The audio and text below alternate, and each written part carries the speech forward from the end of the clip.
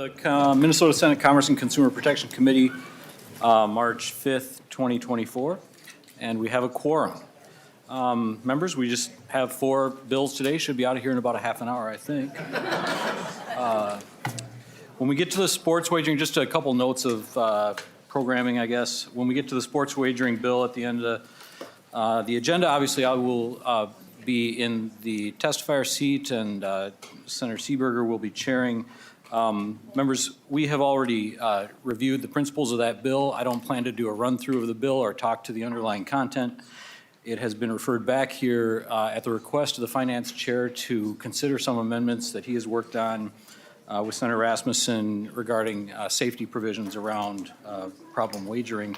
And of course, any other members can offer amendments as well, but I will not plan to sort of discuss or debate the underlying bill, as the committee has already done that work, and I will hope that the testifiers can confine their testimony to the provisions contained in the amendments.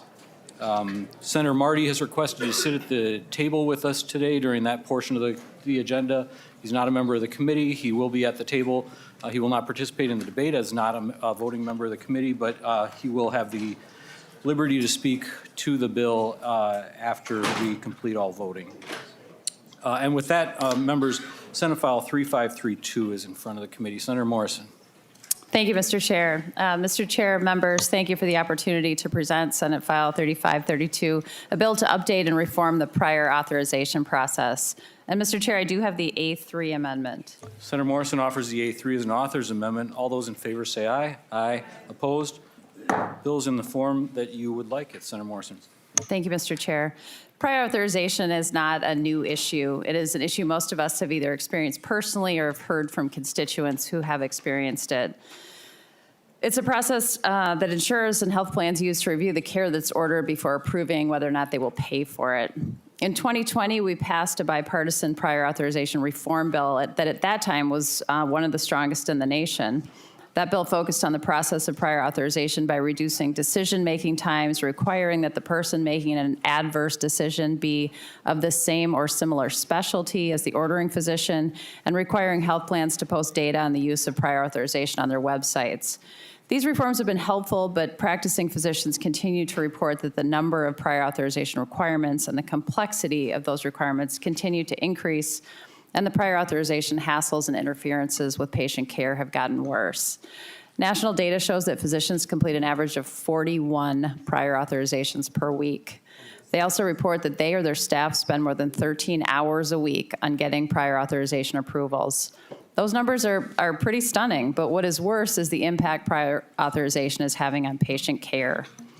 94% of physicians report that prior authorization has led to delays in needed care. 80% report that prior authorization can and has led to treatment abandonment by patients. And 33% report that prior authorization has led to a serious adverse event for their patients, including 19% reporting that has been a life-threatening event or one intended to prevent a permanent impairment. The bill before you today does 3 things. It focuses the use of prior authorization by prohibiting its use for services that are too important to have barriers to care. It says that for chronic conditions for which the treatment doesn't change, insurers can only require prior authorization once, not every year. And it requires those requiring prior authorization to annually report to the Commerce Department how often they use it, how often they approve care, and how often they deny care. Minnesota law currently prohibits prior authorization for emergency services. This has been the law for nearly 20 years, and it was approved by the legislature because everyone agreed that we do not want barriers for patients needing to be seen in the emergency room. This bill adds to current law by listing other services for which there should not be barriers. These are services that should be encouraged and for which a barrier of any kind can lead to bad patient outcomes. These include medication-assisted treatment, or MAT, for substance use disorder, outpatient mental health and substance use disorder treatment, anti-neoplastic cancer treatments that are consistent with the guidelines of the National Comprehensive Cancer Network, which is considered the national authority on appropriate cancer therapies, any preventive service that is recommended by the U.S. Preventive Services Task Force, which is a national organization that recommends appropriate preventative services that should be covered based on the best available evidence, pediatric hospice services, and treatment for neonatal abstinence syndrome. And finally, the use of any generic drug or biosimilar that has been approved by the FDA. According to the insurer's own websites, these are services that are approved 80 to 95% of the time anyway, and we know that delaying care for them is dangerous. So what is the point of going through this exercise? The bill also prohibits the use of prior authorization for providers who are already accepting risk through a value-based contract. If they're overutilizing services, it will be addressed through the value-based contract. For patients with a chronic disease like diabetes, for which the treatment rarely changes, the bill says the insurer can only require a prior authorization for the treatment once unless the standard of care changes. Because these services are usually covered in the end, this should not add cost to the insurer, but it will greatly reduce the cost to physicians, clinics, and hospitals to get approvals. The third major component of the bill is a requirement that all insurers that use prior authorization report annually to the Commerce Department the number of prior auths received, the number that were authorized, the number that were denied, and the number that were reversed on appeal. It's critical that we as policymakers have better data to determine if prior authorization is being used appropriately and in a way that helps our healthcare system, providers, and patients rather than harm them. So with that, Mr. Chair, I will turn it over to my testifiers, if that's okay with you. Thank you, Senator Morrison. Quick question before we go to testimony. I'm just reading through the A3 trying to figure out what you changed and what you included and what you cut out. There was in the original bill a provision for this gold card process for physicians. Has that been deleted from your A3? Yes, thank you, Mr. Chair. The author's amendment does three things. It delays the effective date for most sections to January 1st, 2026. This allows insurers time to modify their contracts. It also removes Section 9, which is that gold card program. And then third, it removes language on the fifth page related to value-based contracts to its own section because it didn't fit into the section that discussed treatments. Thank you, Senator Morrison. We have 8 or 9 testifiers. I'll call you up to it as time. Please try to confine your comments to 2 minutes or less, and please don't repeat testimony that's already been given. Dr. Laurel Rei and Ms. Moren Alderman, please come to the table. Dr. Rei, please introduce yourself for the record and proceed. Hi, my name is Laurel Rei. I'm a family physician right here in St. Paul. I practice just up the street. I saw patients this morning and came over here to testify. I'm here on behalf of the Minnesota Medical Association, the association that represents 10,000 members who are physicians, and the Minnesota Academy of Family Physicians, and on behalf of our patients. Prior authorization is delaying care for our patients, and prior authorization is getting in the way of our patients receiving the care that has been recommended by their physicians. Originally, prior authorization was a tool for cutting costs for very expensive or niche medications that weren't always appropriate, but it's expanded broadly and is now covering routinely recommended, cost-effective, evidence-based care. The prior authorizations are getting approved a large majority of the time, 85, 90% according to the national numbers. And they are delaying the care for our patients and getting in the way of them getting these treatments by causing unnecessary administrative burden and paperwork. I'll give you an example. I have a patient who is chronically well controlled on a very high dose of insulin. She called her pharmacy because she'd run out of insulin and she needed a refill. And the pharmacy said, oh, not today, we have to get a prior authorization. She called her daughter called the clinic, the pharmacy called the clinic. We sent her information to the person that our system hires to do prior authorizations. They said it'll take a couple days to get that prior authorization response back. If we didn't get her insulin, she'd be in the ICU in a couple of days. So we contacted our pharmacist who knew about the program for emergency insulin, who contacted our social worker who helped her fill out the form that needed to get filled out for that. And then her daughter came into the clinic to pick up the form, which she took to the pharmacy and got her emergency insulin. A week later, I saw her in the clinic, and she said, I still haven't heard back about that prior authorization. And so we had our nurse call the insurance company, and the prior authorization had been approved. And good news, it's been approved. She got her insulin, and we don't have to do this again until next year. And so that's what we're talking about with the chronic medications and chronic diseases. She's an example. SF 3532 seeks to relieve the burden on patients and our healthcare teams alike with limitations on prior authorization for recommended care. This is the care that's been recommended by people's physicians when they are receiving their care. It's common, no-nonsense kind of stuff, your generic medications, testing for routine health conditions that's evidence-based and cost-effective. And we ask that you strongly support Senate File 3532. Thank you. Thank you, Doctor. And as you clear the table, can Nicole Hiles please come forward? Ms. Moren Alderman, please introduce yourself for the record and proceed. Hi, thank you, Chair Klein and committee members. My name is Moren Alderman. I'm a resident of Victoria, Minnesota. I serve as a patient advocate on the Minnesota Rare Disease Advisory Council. Professionally, I work in food safety and regulatory, but more importantly, I am the mother to two incredible children, Cameron and Caroline.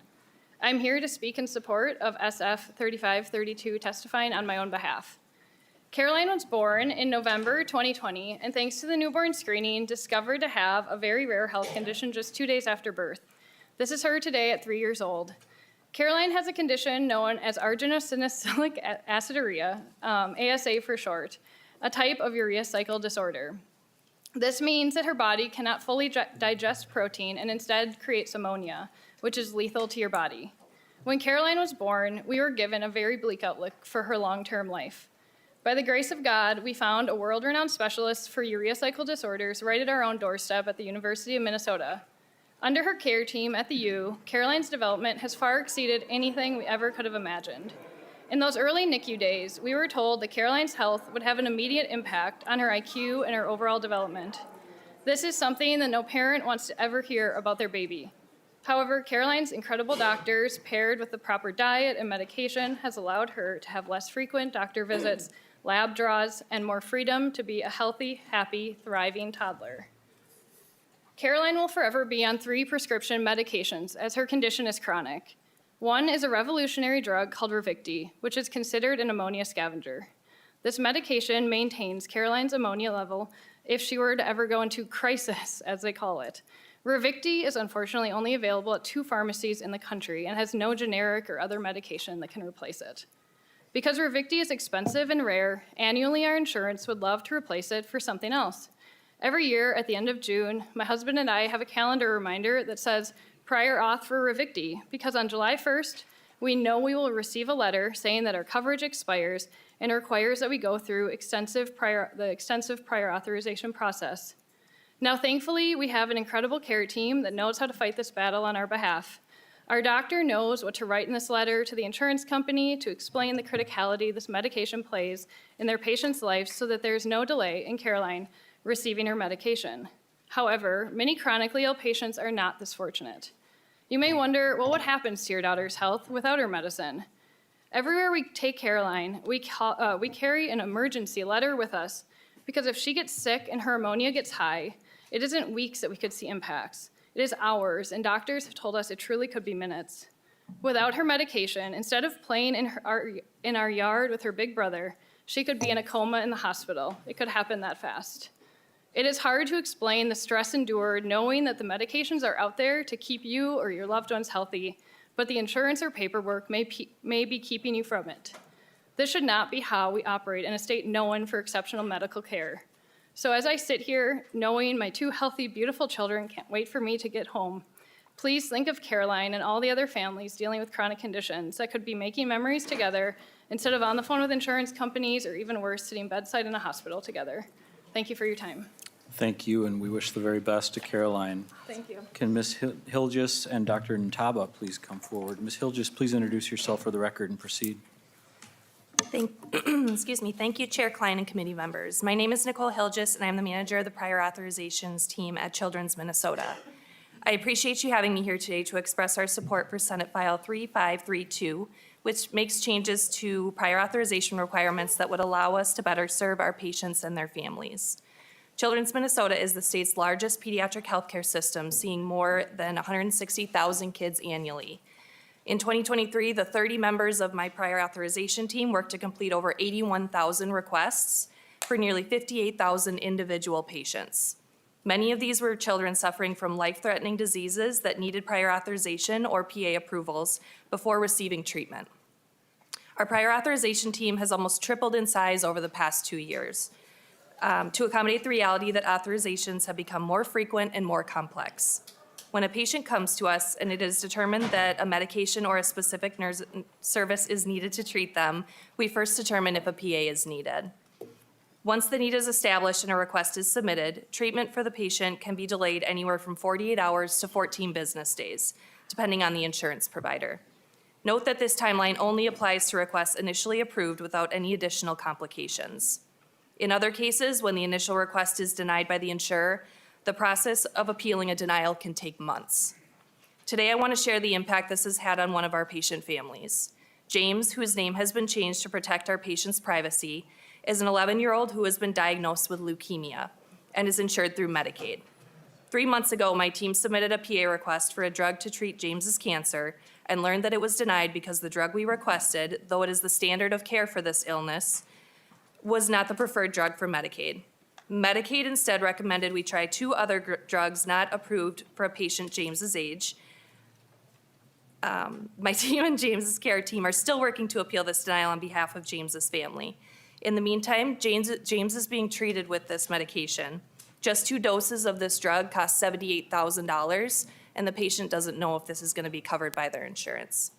This story is not unique. In another case, a request for a liquid form of medication for a patient with a cardiovascular condition was denied and a tablet was instead suggested.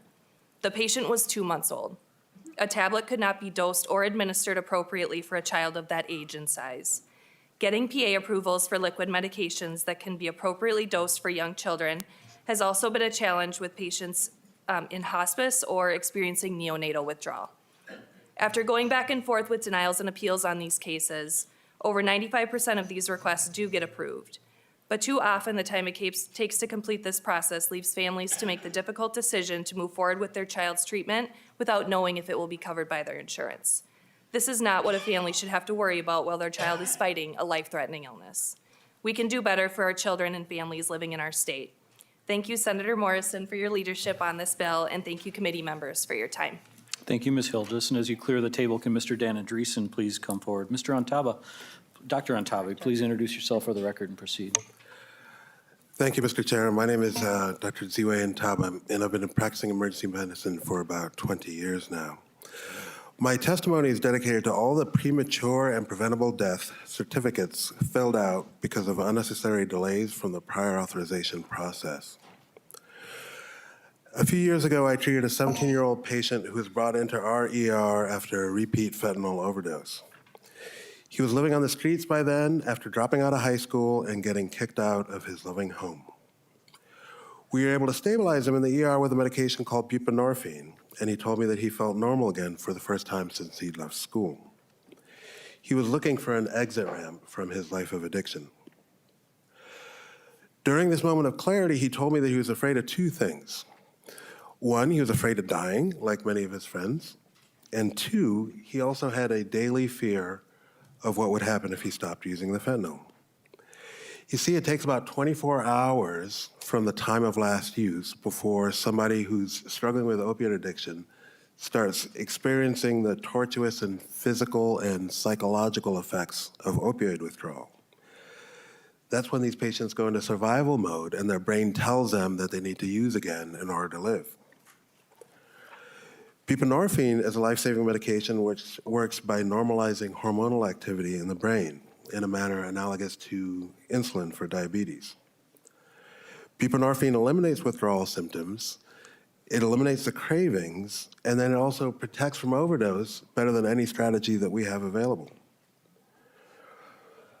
But we only have small windows of opportunity to stabilize these patients before their withdrawal syndrome kicks back in, and they get pulled back into all the behaviors driven by untreated addiction as they self-medicate their withdrawal.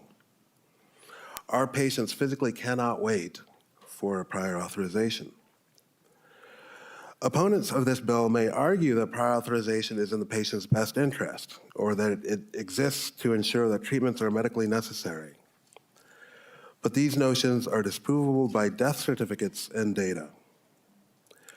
Furthermore, each of these premature deaths represents thousands of uncounted harms for the patients, for their families, and for our communities across the state. Much of that societal impact is avoidable if only we can get patients the necessary medications and care where and when they need it.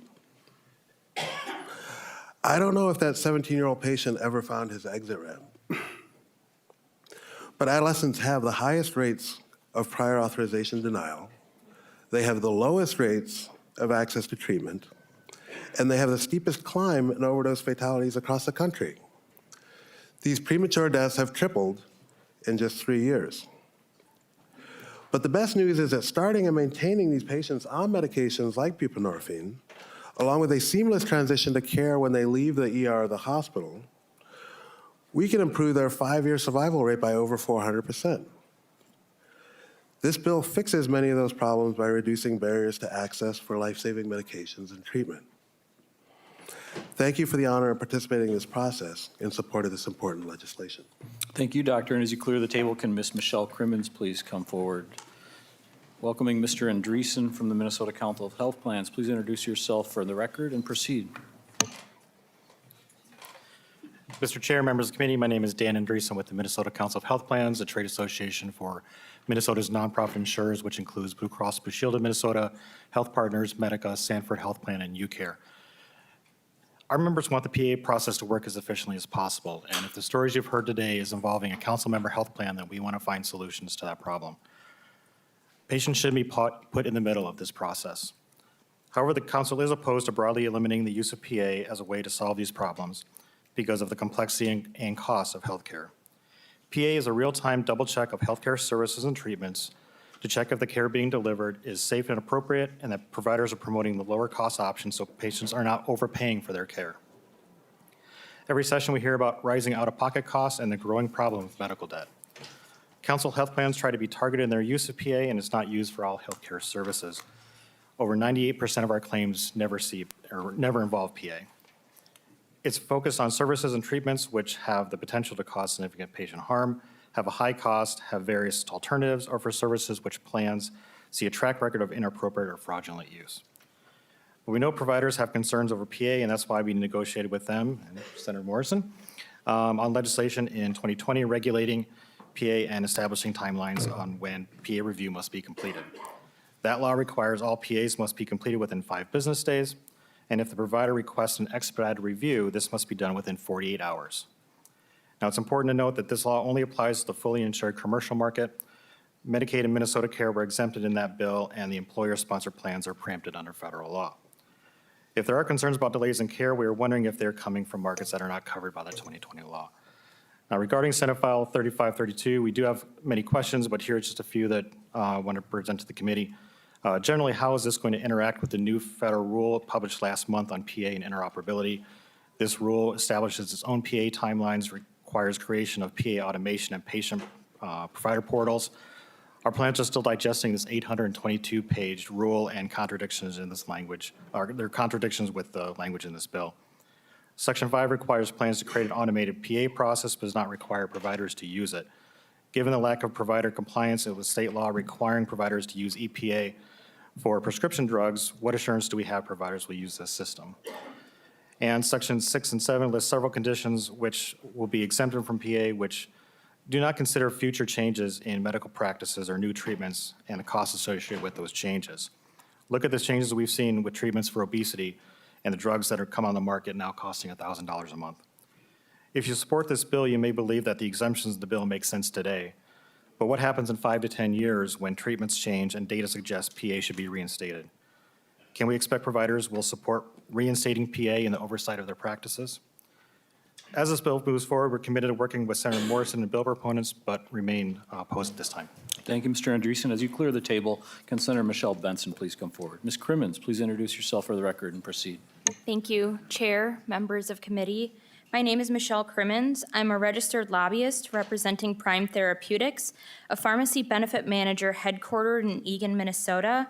We've heard testimony on the burden that prior authorization causes for providers, yet this has been already addressed. In 2010, Minnesota passed a law requiring the use of electronic prior authorization, often referred to as EPA. The EPA process is in real time, and when utilized, it will not delay a patient from receiving a prescription that is covered for their condition. This law was a great first step in improving the prior authorization process, but prescribers have not reached 100% adherence to the law. Adhering to the current law would go a long way to addressing the burden.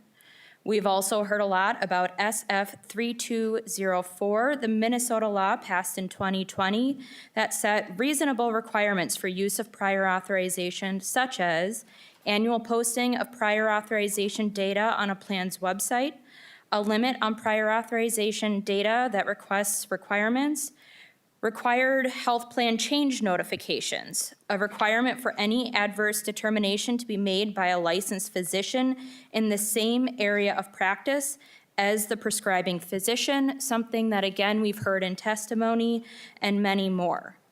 SF 3204 was heard in the same committee prior to passing and was touted as the answer to all of the problems raised by Minnesota physicians.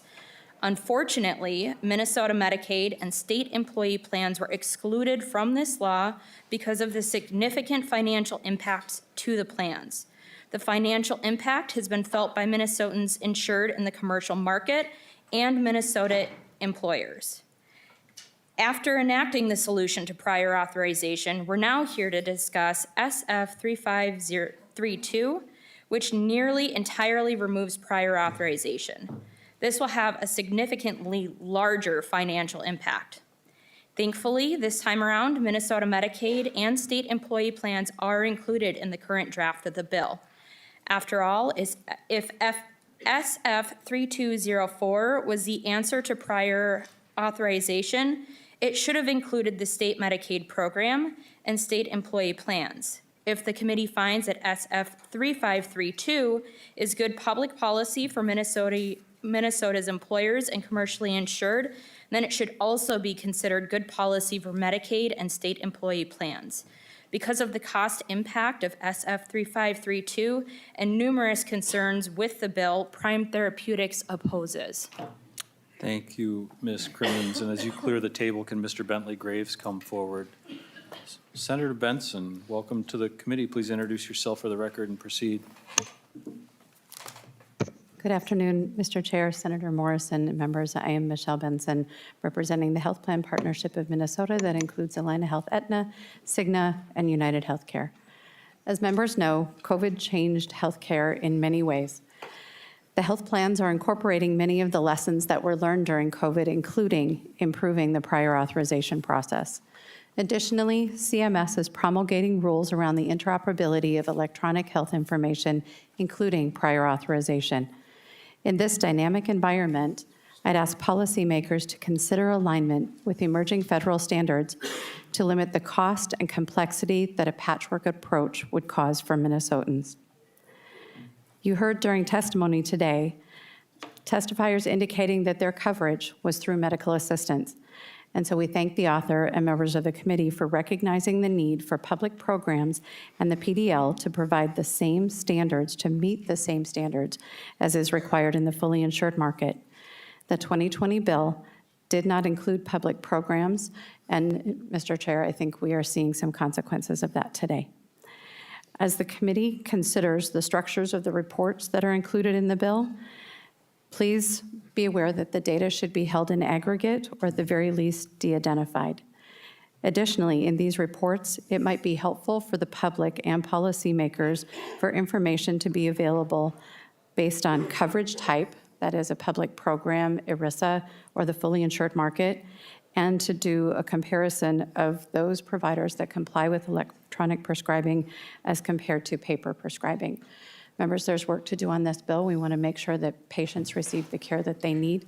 We value our enrollees and look forward to continuing to work with Senator Morrison. Thank you. Thank you, Senator. As you clear the table, can Ms. Michelle Mack please come forward? Mr. Graves, please introduce yourself and proceed. Thank you, Mr. Chair and members. My name is Bentley Graves with the Minnesota Chamber of Commerce. We, like many here today, have been involved in these conversations around prior auth for a number of years, going back to 2020 and certainly before. And our goal in all of this has been to maintain prior auth's usefulness in ensuring quality and safety, but also as a mechanism for cost control. But we also want to look for opportunities to bring prior auth in line with today's technology and healthcare ecosystem. And we actually think that there are provisions and ideas in this bill that would help us do that. We've heard a lot today from the provider and the patient perspective about the continued problems that they see with prior auth, being delay, administrative cost, hassle, and even burnout from the physician side. And so we would point your attention to those pieces of the bill that, again, we think would actually help solve these problems. First and foremost would be an automated prior auth system, something that on the front end provides providers real-time information about what's required for a prior auth, but also would give them real-time information about the decision on the back end. Similarly, although I don't know that the language in the bill currently is just quite right, we do believe that there's something to be said for bringing the topic of value-based purchasing into this conversation. If we have more and more arrangements in our healthcare system that are built around tying payment to quality, rewarding efficiency, effectiveness, and sharing risk, there should be a means to solve the problems that arise with prior auth in a payment system like that. And again, I don't know the language that's in the bill does that just right yet, but leaning into value-based purchasing as a means, not just to solve this problem, but to solve other issues within the healthcare system, not the least of which is cost, we think makes a lot of sense. We appreciate the fact that the amendment pulls back the proposal to exempt some providers from prior auth and instead ask the department to look at that and use the new data they're going to be getting and analyzing to help inform a recommendation around that. We would respectfully suggest that the same approach be taken to the provisions in the bill that would attempt to just exempt a bunch of services from prior auth as well. There again, with an analysis and understanding from the department around the data around prior auth in this state, we think would be very helpful in informing decisions going forward. And finally, Mr. Chair, I would say we would agree that there is much to be said for ensuring that these requirements extend to the state's public programs as well. Very rarely do we have means by which to judge the cost implications of changes like this to the commercial market. But with a fiscal noting process that will give us at least some sense of what the cost implications are for the state, and will give us a better sense as we go forward in this conversation about how to continue to engage in this dialogue and discussion going forward. So thank you, Mr. Chair, for the opportunity to testify. Thank you, Mr. Graves. And as you clear the table, can Ms. Margaret Reynolds come forward, please? Ms. Mack, please introduce yourself for the record and proceed. Good afternoon, Chairman Klein and members of the committee. My name is Michelle Mack, and I'm a Senior Director at the Pharmaceutical Care Management Association, also known as PCMA. PCMA represents America's Pharmacy Benefit Managers, or PBMs. PCMA has concerns with Senate File 3532 as drafted, and while we are thankful to the author for the amendments which remove Section 8, at this time we respectfully are opposed. PBMs are hired by clients to manage pharmacy benefits pursuant to contracts. PBMs only manage pharmacy benefits that occur in an outpatient prescription drug setting. The testifiers before me have provided you information on what prior authorization is and why our clients, that include insurers, use it with the primary goals of 1, to ensure the appropriateness and suitability of the prescribed medication for the specific specific patient, 2, for safety, and 3, to control costs. The bill as drafted puts all prior authorizations into the same bucket when in reality there is a difference between medical and prescription benefits. For example, in Section 1, Subdivisions 1 and 2, a prescription drug prior authorization under the prescription drug benefit is never retrospectively denied, nor would it be denied if the service has already been received.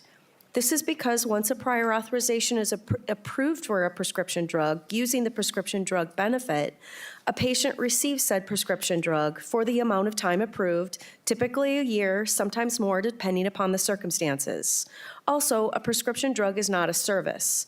Another example of this, which was noted in earlier testimony, is in Section 5, dealing with an automated process.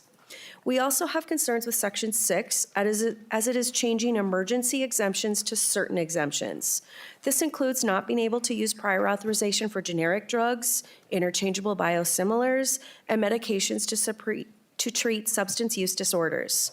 Just because a drug has one of these designations does not mean it will not have a dangerous side effect, is not harmful when combined with other drugs, or cannot be misused or abused.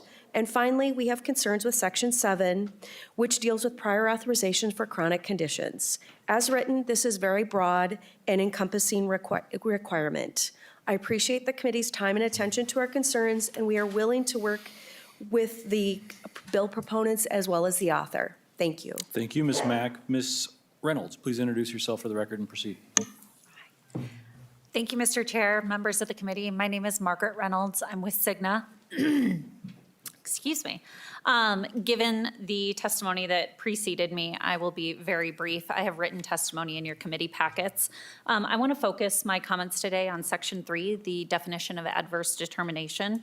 Clause 2 would not allow for utilization review organization to redirect care, as it would be counted as a denial in the report that the department would produce.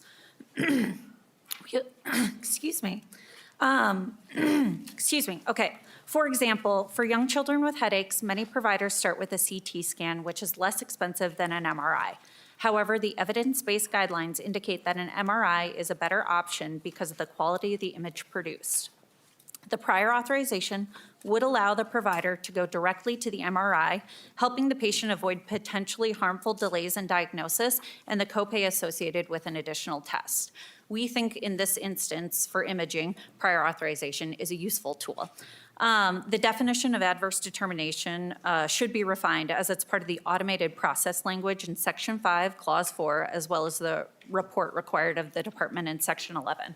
I would be happy to work with you and the proponents of the bill in kind of refining this and making it more workable. And I will close my comments with that. Thank you. Thank you, Ms. Reynolds. We'll go now to member questions or comments. Senator Rasmussen. Thank you, Mr. Chair. A couple questions for the bill author. Senator Morrison, does this bill, if passed, apply to the self-insured market in Minnesota? Senator Morrison. Thank you, Mr. Chair. And Senator Rasmussen, yes, I believe it would. Senator Rasmussen. Thank you, Mr. Chair. And as another question, Senator Morrison, and I believe this was talked about in the testimony, but this bill currently applies to public plans. And wanted to ask, are you committed to keeping the public plans included in this bill? Or could you see a scenario where you carve out public plans like in the previous prior authorization bill and have it only apply to commercial insurance? Senator Morrison. Mr. Chair, Senator Rasmussen, my strong preference would be to include all. Senator Rasmussen.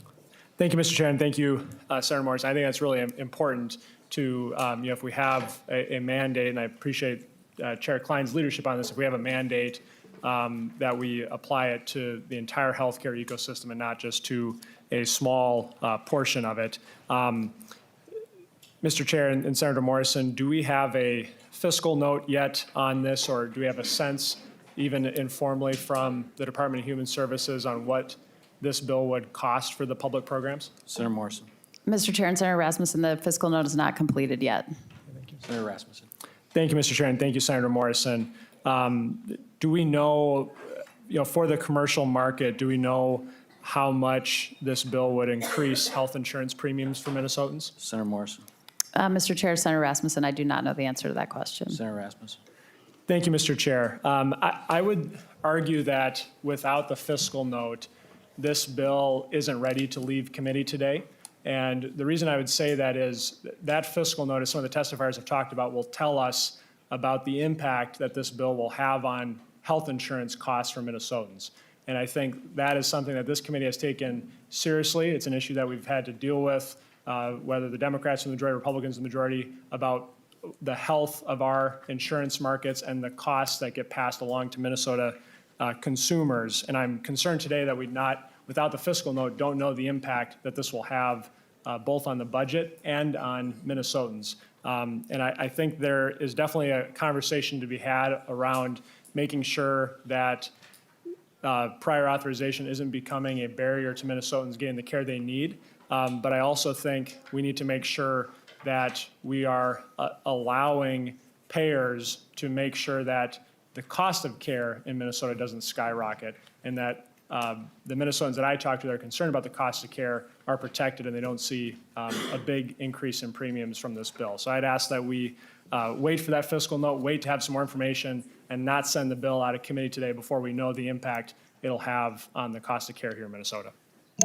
Other member questions, comments, or amendments? Senator Morrison, closing comments on your bill. Thank you, Mr. Chair, and thank you, members, for considering the bill. I just redirect your attention to the list of services that this would apply to, and they are services that the delay of receiving that care potentially harms patient care, in addition to the increased bureaucracy and the burnout that it's causing among our healthcare professionals. Thank you for your consideration. Thank you, Doctor. Members, the question is on the motion of Senator Wicklund that the Senate File 3532 as amended be recommended to pass and then be referred to the Committee on Health and Human Services. All in favor say aye. Aye. Opposed? No. The motion carries, and Senate File 3532 is on its way to HHS. Senator Westlin.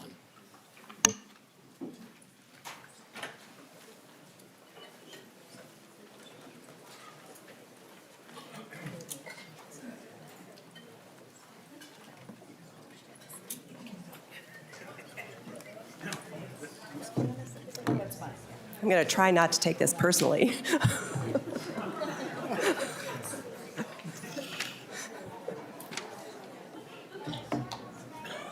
Senator Westlin, for your first visit to the Commerce Committee, welcome. Thank we have you. Senate File 2915 in front of us. Please proceed.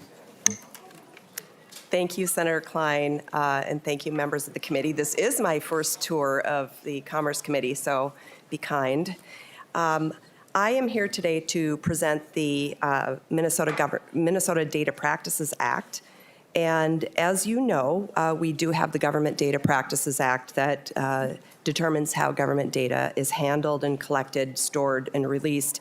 The Minnesota Consumer Data Privacy Act before you would deal with data that is in private and commercial hands. Data privacy laws like this one before you have now passed in 13 other states around the country. 8 of those states passed that in 2023, including 4 red states and 4 blue states. And in fact, Texas just passed their bill this year unanimously. The bill recognizes that Minnesota consumers deserve rights when it comes to aspects of their personal data. This bill outlines 5 new rights that Minnesotans would have under this bill. The right to access their personal data that a controller has collected about them, the right to correct inaccuracies in their personal data, the right to delete their personal data, the right to obtain a copy of their personal data from a controller, and the right to opt out of the sale of their personal data, the processing of personal data for the purposes of targeted advertising and profiling that may have legal or other significant impact. And I would simply say that I think everyone related to this topic of conversation would agree that this would be far better if the federal government would develop a nationwide Consumer Data Privacy Act. We do not expect that that will happen anytime in the near future. And so each state now is in a position of having to develop their own data privacy for consumers within their state. I do have an author's amendment. And just by way of a little explanation, as you may be aware, the other body has been a little ahead of the curve in terms of moving this bill forward. And I am trying to keep the bill that I am moving forward in line with the language in the other body. So we do, I'm sorry to say, we do have a delete everything amendment, and I believe it is the A1 author's amendment. Senator Westlin offers the A1 as an author's amendment. All in favor say aye. Aye. Opposed? A1 is adopted. Senator Westlin, any further comments before we go to member? I don't know that, but again, I think that I will say this about the genesis of this bill. Many stakeholders have been involved, and that is why this bill continues to change as it moves forward. Conversations are ongoing with stakeholders, and while there isn't complete unanimity at this point, we're very close to having full stakeholder approval of this bill. And again, I would be happy to stand for questions that the committee members may have. And we have one testifier before we get to questions. And I'll just say, Senator Westlin, this is a very big bill, but it's a testament to the work that you and Representative Elkins have done, that the list of testifiers is extremely brief. You've really engaged with stakeholders, and this committee appreciates that. Mr. Bruce Newstead can come to the table. Mr. Newstead, please introduce yourself for the record and proceed.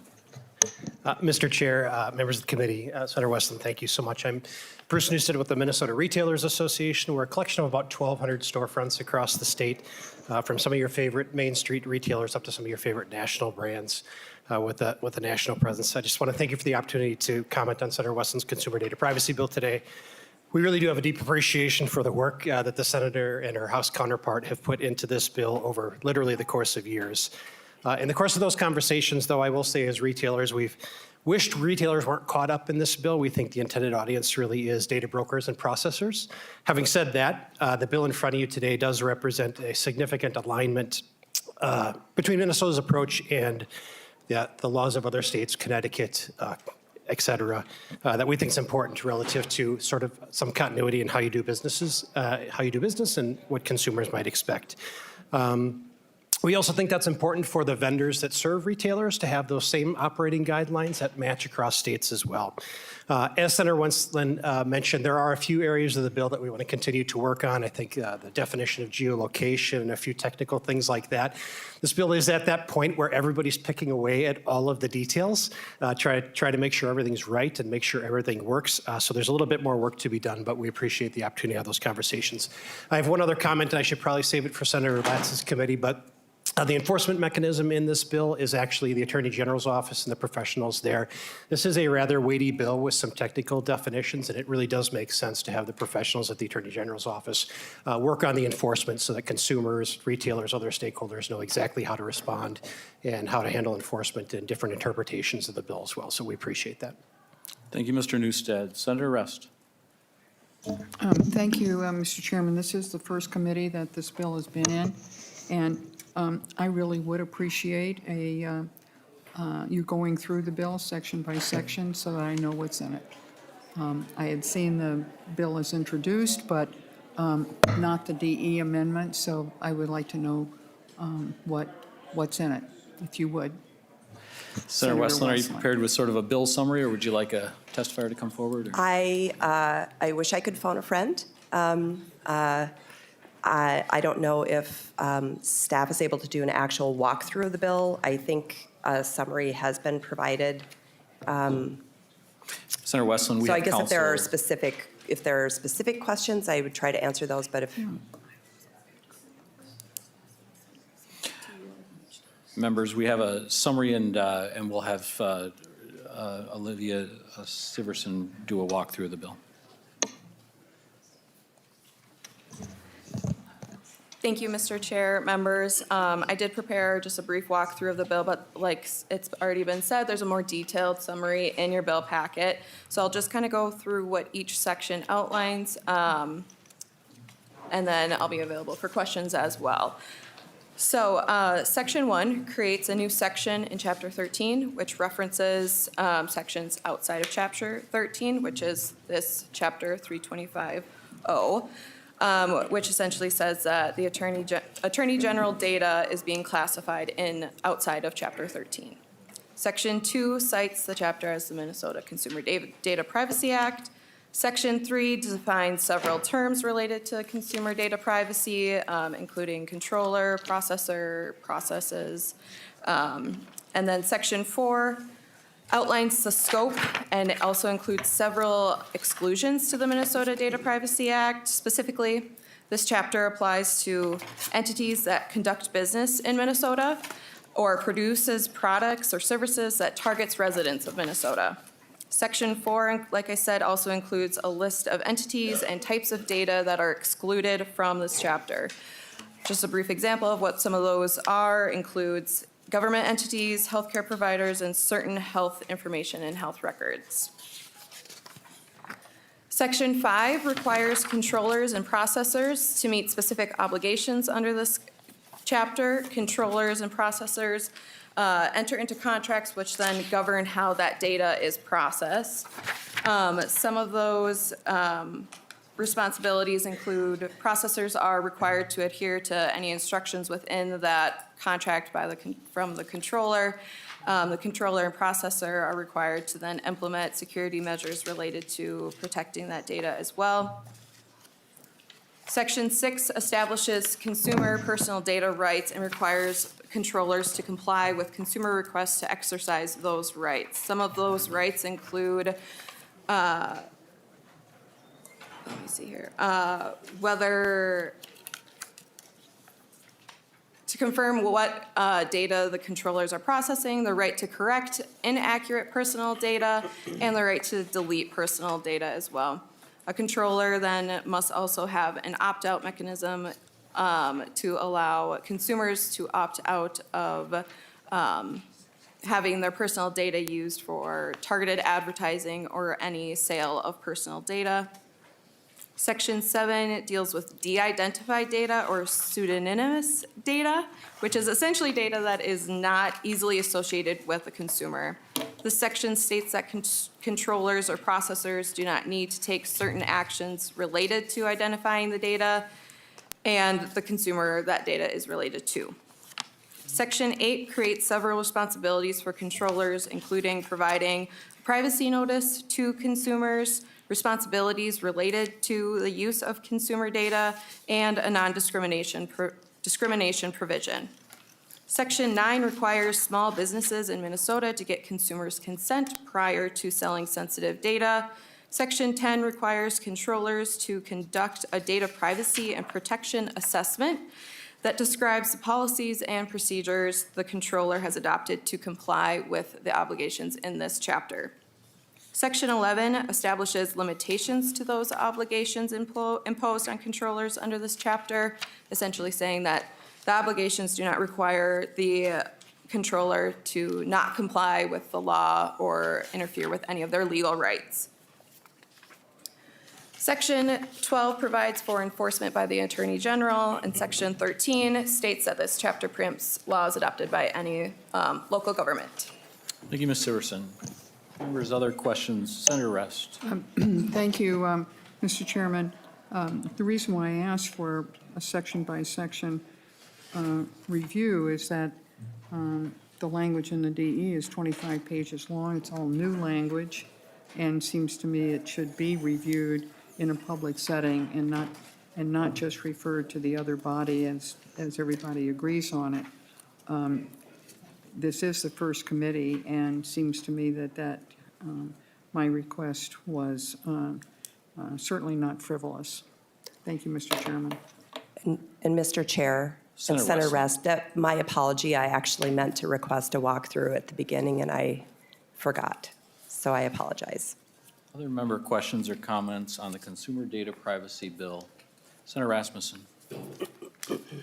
Thank you, Mr. Chair. I just wanted to thank the bill author and her counterpart in the other body for working with and continuing to work with stakeholders on this bill, in which we continued that, would encourage her to continue that hard work, and thank you for addressing some of the concerns that folks had. Members, the question is on the motion of Senator Latz that Senate File 2915 as amended be recommended to pass and re-refer to the Committee on Judiciary and Public Safety. All in favor say aye. Aye. Opposed? The bill is passed. Thank you, Senator Westlin. Thank you. Senator Mann.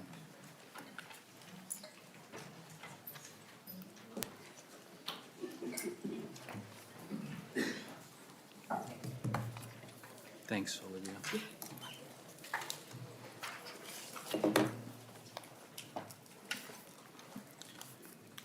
Senator Mann, welcome to the committee. We have Senate File 3972 in front of us, and you have an A1 Authors Amendment. This is the first committee stop. Members, all in favor of the A1 amendment, say aye. Aye. Opposed?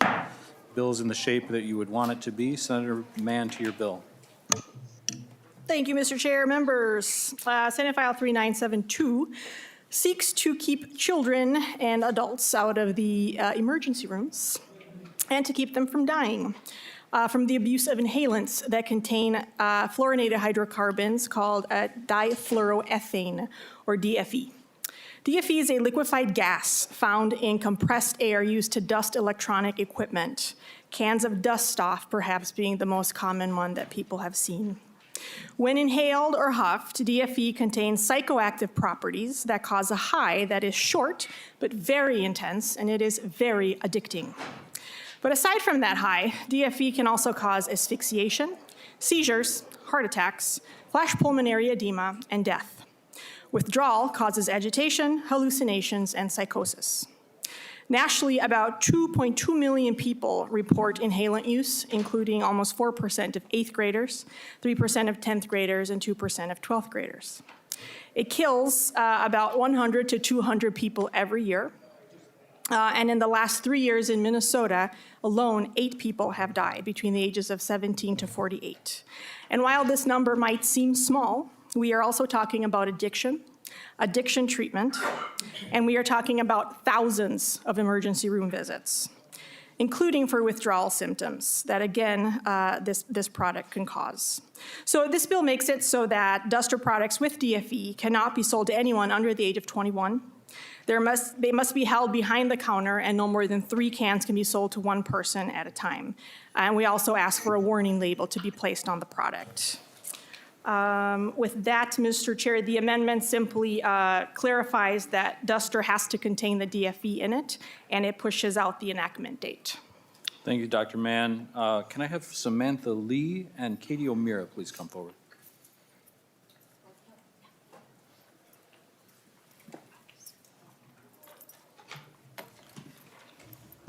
Welcome to the committee, Ms. Lee. Please introduce yourself for the record and proceed. Thank you, Mr. Chair and committee members. My name is Samantha Lee, and I'm the director of the Minnesota Poison Control System, and I'm a pharmacist and clinical toxicologist. For the past 5 years, our Poison Center has managed close to 100 cases related to air duster misuse exposures in Minnesota. However, I must stress that this number is likely an underestimation since calling the Poison Center is voluntary. Most of these cases involve individuals in their 20s and 30s, highlighting the vulnerability of a demographic often unaware of the lethal risks associated with inhaling abuse. A 2023 study by our Poison Center colleagues in Ohio reviewed national inhalant misuse reported to the Poison Centers from 2001 to 2021, and it showed that U.S. Poison Centers managed over 26,000 inhalant misuses over the 2 decades, with just over half of these composing of Freon and other propellants, including DFE-containing air dusters. 41% were associated with serious medical outcome, and over a quarter were admitted to healthcare facilities. DFE containing air dusters are widely available at low cost and usually not considered poison or dangerous by the public, but the high can last for a few minutes to a few hours. The chemicals can displace oxygen from your blood and brain, and big concerns that it can cause sudden sniffing death syndrome and produce irregular heart rhythms that may lead to cardiac arrest and death. The provisions outlined in this bill are essential safeguards against further harm through sale restrictions and prominent health warnings. I commend the efforts of the committee to prioritize public safety, and thank you for your time and attention to this critical issue. Thank you, Ms. Lee. As you clear the table, can Ms. Cohn please come forward? Ms. O'Meara, please introduce yourself for the record and proceed. Yes. Hello, Mr. Chairman, chair people.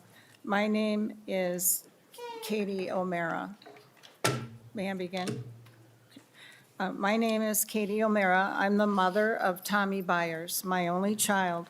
On November 1st, 2022, Tommy's life was stolen by difluoroethane, the poison in computer duster. Representative Edelson has been guiding me through this, searching, looking for how we can stop our loved ones from dying. This is my son, Tommy Byers, 34 years old. My son did die. My child died. It could be your child, anyone's child that's the victim here. The expectation today is that we find a way to protect our kids from dying from this poison. Tommy's dad and I had no idea what this huffing was. We'd never heard of it. We didn't see the signs. We didn't know there were signs to look for. We had no clue what was going on. No one deserves to die like this. No parent deserves to lose a beloved child to a cheap hardware store can of poison. In the span of 3 weeks, Tommy's free will was gone. He was no longer making decisions for himself. The psychoactive properties of the poison had taken over. How can we stop this from becoming a giant epidemic and infiltrating our schools? For starters, let's shine a big bright light on this stuff. Let's be brave and talk about it. No more hiding. Let's educate parents, teachers, coaches, the students, expose this for what it is, a deadly poison. My son was an accomplished professional man, charismatic and deeply committed to his large group of colleagues, dear friends and family, and completely cherished and adored by his dad and me. I can't save Tommy now, but I can help save other children and their parents from this awful tragedy. We must pass this law. Tommy's word was Tommy's truth. When Tommy loved you, he loved you forever. I know my son is here with us now. He is watching and he's listening. We simply love you, Tommy, the whole world, Mom and Dad. Thank you. Well, thank you, Ms. O'Meara. You called upon us as lawmakers to be brave, and you've certainly demonstrated that for us today. I appreciate your courage. Well, thank you very much. Yeah. Thank you for having me. Ms. Cohn, please introduce yourself for the record and proceed. Hi, I'm Roxanne Cohn. Sorry, this is tough. Thank you, Chair and Committee, for allowing me this time. Our 20-year-old daughter, Vivian, is currently struggling with an addiction to huffing DFE, a toxic poison in compressed air the past few years. This has changed who she is, and like many others, we were not aware of huffing, which made it harder to understand her changed behaviors. Over the past couple of years, she has suffered seizures, been hospitalized, arrested, found in her vehicle huffing multiple times, and passed out. She has been found in the ditch in her vehicle. She's had loss of time from work, relationship struggles, and she shows no sign of slowing or getting treatment. The addiction has increased. She previously purchased 1 to 3 cans a time. Last month, she purchased 2 cases, which a case is 12 cans each, on consecutive days, and each day, the case was empty when law enforcement found her in her vehicle. I made a visit to that family office supply store where she purchased from. I explained the situation and asked that they not sell the product to her. The owner had no idea that people huff this product. He said, "I want nothing to do with the death of anyone. Better yet, I will take it off the shelf." 2 days later, Viv returned at 8:15 a.m. and asked to purchase another case. His response, "Both your mom and law enforcement were here, and I could be held responsible if something happened to you." DFE is unable to be detected in blood or urine tests. So when she had been arrested on a DUI charge, following a call into 911 by myself, after I found her huffing in a vehicle, they dismissed the case, stating there was no supporting evidence. When purchasing from big box retail stores or online, self-checkouts are anonymous. It's convenient. There's no buying limits, no ID needed, no age requirements, no questions asked, and it's cheap. As parents desperately trying to prevent the unnecessarily and untimely death of our child, we are asking you to pass this bill. For our family and our daughter Vivian, for Tommy's family and his memory, and for everyone else out there facing the reality of an inevitable death of a loved one from DFE. Thank you all for your time. Thank you both for your courage and for sharing your personal stories. Can I ask Ms. Bogoyevich and Mr. Newstead to come forward?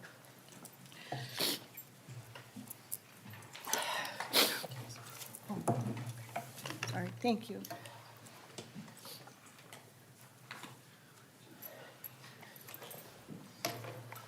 Mr. Chair, members of the committee, I'm Christina Bogoyevich. I serve as a Lieutenant Colonel of the Minnesota State Patrol. Working to keep products like this out of the hands of those who abuse it is good for public safety and will help traffic safety. Several years ago, I responded to an injury crash. When I approached the vehicle, I saw a young female in the driver's seat with a bunch of empty cans of dust off next to her. She didn't only injure herself, As she was driving, she decided to huff, passed out, ran a stop sign, and T-boned an innocent vehicle going through the intersection.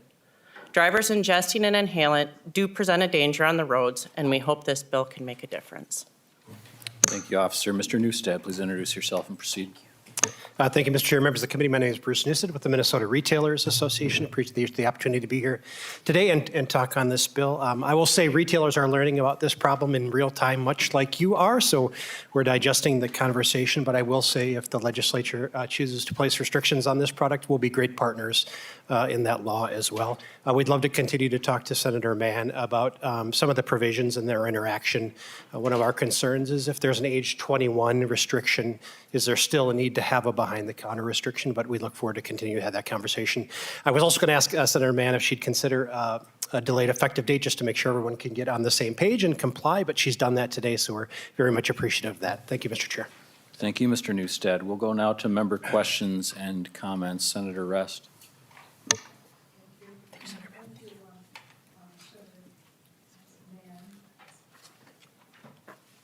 Thank you, Mr. Chairman, Senator Mann. I briefly read the letter in the packet about the extensive warnings that are in your bill, and I wonder how you respond to that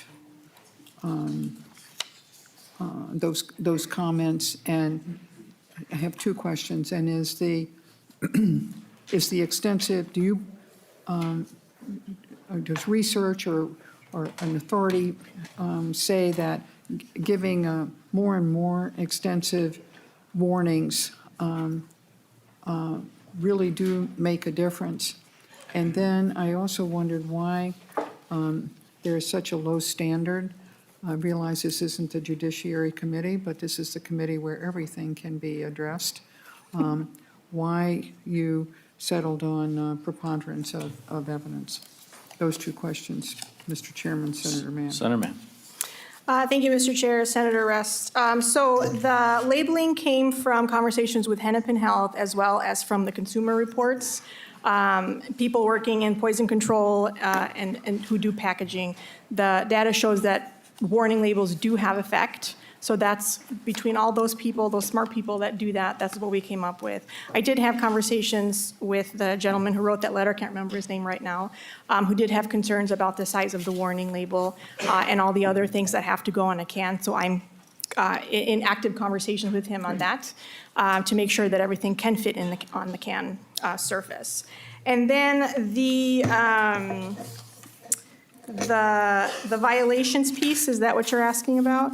Senator Rest. Senator Mann. Mr. Chair, I'm not a law person, so this is just conversations from the stakeholders, and this is what they came up with. I thought it was reasonable, but I'm certainly open to conversation if other people have other ideas. Senator Rest.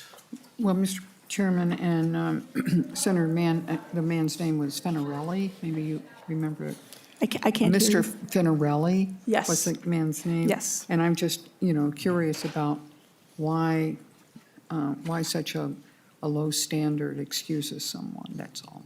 And I'm assuming this has to go to judiciary, and I hope that stakeholders aside, that the members of the Judiciary Committee will look very closely at subdivision 6. Senator Latz. Thank you, Mr. Chairman. And to Senator Rust's question, yes, of course, subdivision 6 is why it would go to judiciary, so we'll take a good close look at it. But I also have a question about subdivisions 3 and 4. Perhaps Senator Mann can help me understand this. I understand sort of the target here are individuals that are buying this stuff for more than just dusting off their own personal computer's keyboard, right? And I've seen the devastating effects of this in driving while under the influence of controlled substances or hazardous substances. In fact, we did a revision of the DUI law a number of years ago specifically intended to help capture these kind of substances as well to the extent it's possible. It does clear the body very, very quickly. So by the time someone's in for testing and everything, usually it's gone. That's correct. But what I'm having trouble fitting in here is what, you've got an exception for businesses that purchase larger quantities online.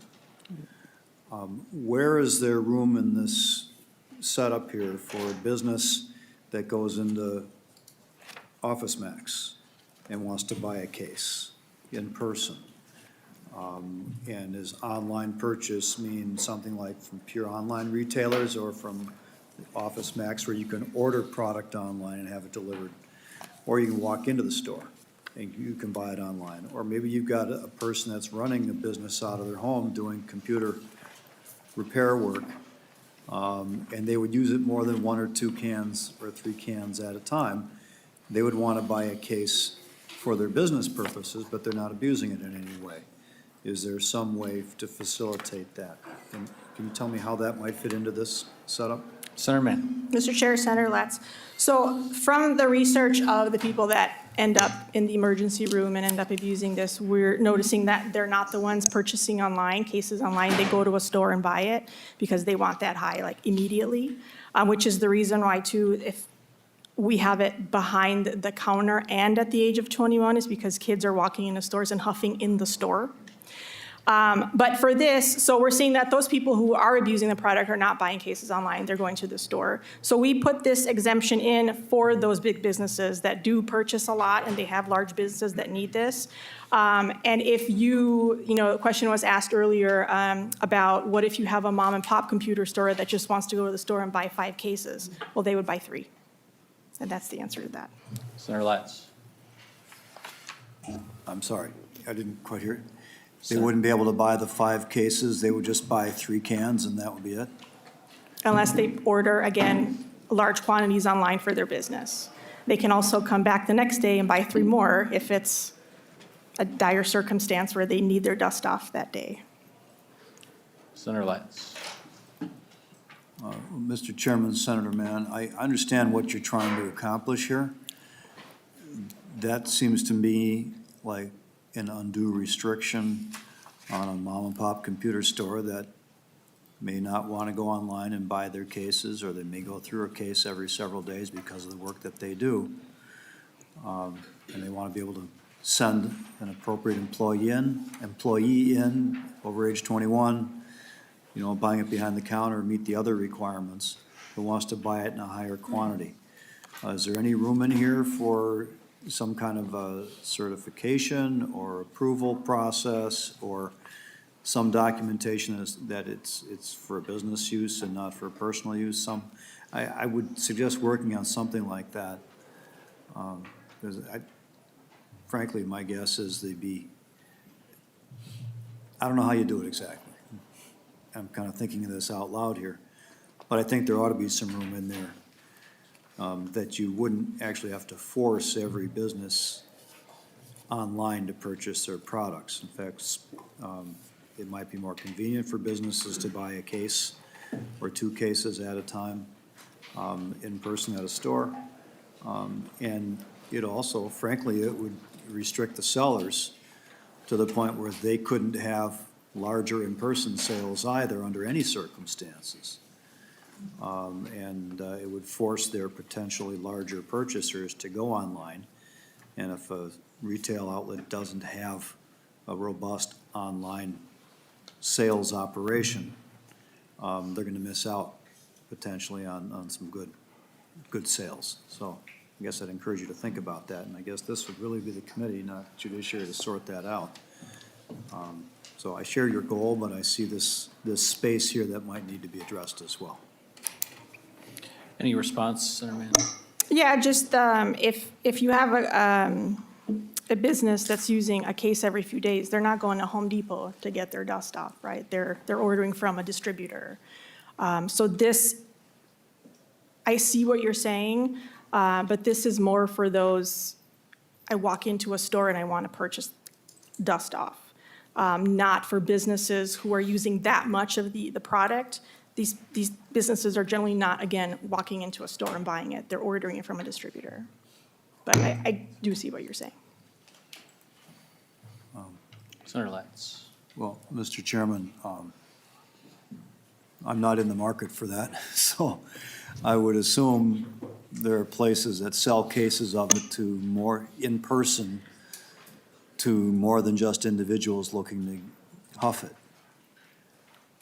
So if they've got the product in cases on the shelves, for example, there must be some walk-in traffic to purchase those. Now, I don't know if this is the case, I'm speculating. Maybe I'm completely off base, maybe Home Depot doesn't have cases on their shelf, it's only individual cans. So I might not have the market accurate here in any way either, but I just want to see if there's a way, if that is an issue, that it gets addressed. And maybe there's some opportunity for the stakeholders, Mr. Neustadt or others, to gather some information and see if the point I'm raising is a real concern, or maybe it's not, I'm just, creating hypotheticals like we do in law school.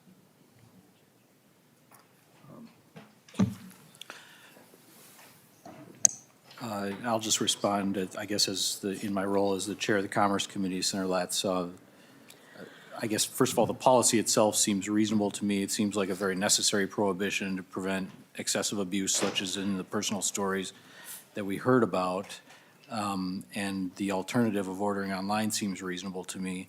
I would say that our intention is to move this bill forward to the Judiciary Committee today, but if there are additional provisions that sort of satisfy your concern that are in the domain of this committee, we can certainly take it back. I hesitate at this stage of the game to slow this bill down because I'd like to see it enacted into law this year. Senator Howe. Thank you, Mr. Chair, and thank you, Senator Mann, for bringing in. I think this is an important discussion. I've seen some of the ramifications of huffing. Person went to Best Buy, bought a couple of cans, and before he made it 3 blocks down the street, passed out, hit another vehicle, killed 2 people. So I get it. But my question is how did you land on 3 cans? Mr. Chair. Senator Mann. Yeah, so we heard stories about, people getting pulled over and there's 15 to 25 cans in their car. So we thought, what's going to be that number that seems reasonable? And between small businesses and people needing it for this intended purpose, we thought that 3 was a reasonable amount. Senator Howe. Thank you, Mr. Chair and Senator Mann, because the incident that I'm speaking of, 2 cans was all it took. And he did that in blocks time. So I questioned the 3 cans piece, and then another question I have is, so if a person goes online to Best Buy, orders it online for store pickup, this doesn't address that. Senator Mann. That's correct. Senator Howe. I think that's a huge gap. And the other question I have then in subdivision 6, it appears that it only goes after the retailer and nothing happens to the person that purchased it. So we're not getting them into a care facility. We're not addressing that the folks that are buying this and huffing it. We don't address that in any way with this legislation. Senator Mann. Mr. Chair. Well, we can't force people to go into rehab. So that would be an entirely different conversation and a different bill. But something I would like to work on, but this is not this. Senator Howe. Thank you, Mr. Chair. And, as I read that labeling, I don't disagree that a lot of it's great stuff. Does anyone else in any state require this extensive labeling, or is this something that came just from Minnesota? Senator Mann. Mr. Chair, Senator, I don't know what the other states do as far as labeling, but I do know that we're not the first state to put it behind the counter, make it 21 and up. I haven't seen their labels, though. Senator Howe. Thank you, Mr. Chair. And I would just recommend that you go out and look at what other states do, not make us an island when it comes to labeling, especially for the retailers. And so that, in that way, is this just for this, that's another question, I guess, is if this is just for the stuff that's sold by a retailer in can form, I mean, three cans or less, does this affect those folks that are selling it in case lots over the internet? And so that's why I'm concerned. I think that we should have some uniformity in the labeling, and if we can partner with other states, and instead of creating our own labeling, go out there and find what's working for other states and copy that, so we kind of start to have a standard and not be an island among ourselves that raises the cost of, I know my son orders this by case lot, but he's in the, he's in the computer business, so I get why the need is, but I've got some concerns about making us an island and seeing some of the loopholes there. So thank you, Mr. Chair. Senator France. Thank you, Mr. Chair. Senator Mann, thank you for bringing this forward. You got heart, and that's what this topic deserves. Members, I think what we should do is take Mr. Neustadt at his word. There will be continued work on this bill, addressing some of the legitimate questions that members have raised, but also sensitive to the chair's point, which is we'd like this to become law this year. And with my thanks, Senator Mann, you have a yes vote for me to send it to judiciary, and appreciate it, and your testifiers too. Thank you, Mr. Chair. Thank you, members. Other member questions or comments? Senator Mann, closing comments on your bill. Mr. Chair, yeah, this is a really small thing that we can do to save lives and prevent harm in Minnesota. Again, we're not the first state to do this, and we know the effects of these drugs. The effects of these drugs have been present in medical literature for like 50 years. They result in a small but real amount of mortality and significant morbidity. So think of it this way, right? This is a drug that's sitting on a shelf. You don't need a fake ID. You don't need an older friend to buy it for you. You don't need a drug dealer. You walk into Home Depot, you do it in the aisle, or you take a bunch of cans home and you do it at home, and there is zero regulation for it. So I just encourage your support. Thank you, Doctor. Senator France moves that Senate File 3972 as amended be recommended to pass and re-referred to the Committee on Judiciary and Public Safety. All in favor say aye. Aye. Opposed? Senator Mann, thank you for your bill.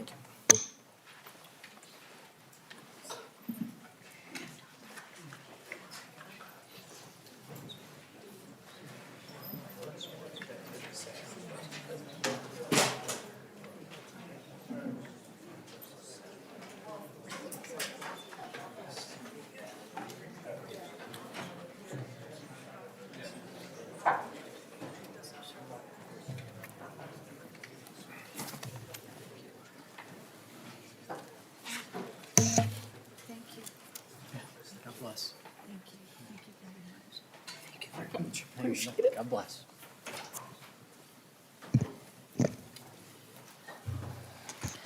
Senator Klein, Senate File 1949 is back before the Commerce Committee. To your bill. Thank you, Chair. Members, as I said at the outset, this committee has already heard this bill. I do not plan to do a walkthrough or to speak to the underlying provisions regarding taxation, enforcement, disbursement of revenues, oversight, regulation, et cetera. It was requested by the Chair of Finance that this bill come back to this committee for consideration of specific amendments that would enhance protections around problem wagering, and there it is. So we will hear those amendments and then any other amendments that committee members have, after which we will have testimony. All right, we have amendments. Senator Rasmussen. Thank you, Madam Chair, and thank you to the bill author for the conversations on this really important piece of legislation. And I just want to start at the outset by saying I am not against legalizing sports betting, but this is really important to get it right and to get it right the first time, because we know that this bill would represent the largest expansion of gambling in Minnesota, at least during my lifetime. And additionally, there are public safety, public health concerns that come along with sports betting and problem gambling, and we have seen that take place in other states that have legalized sports betting, especially those that have legalized mobile sports betting.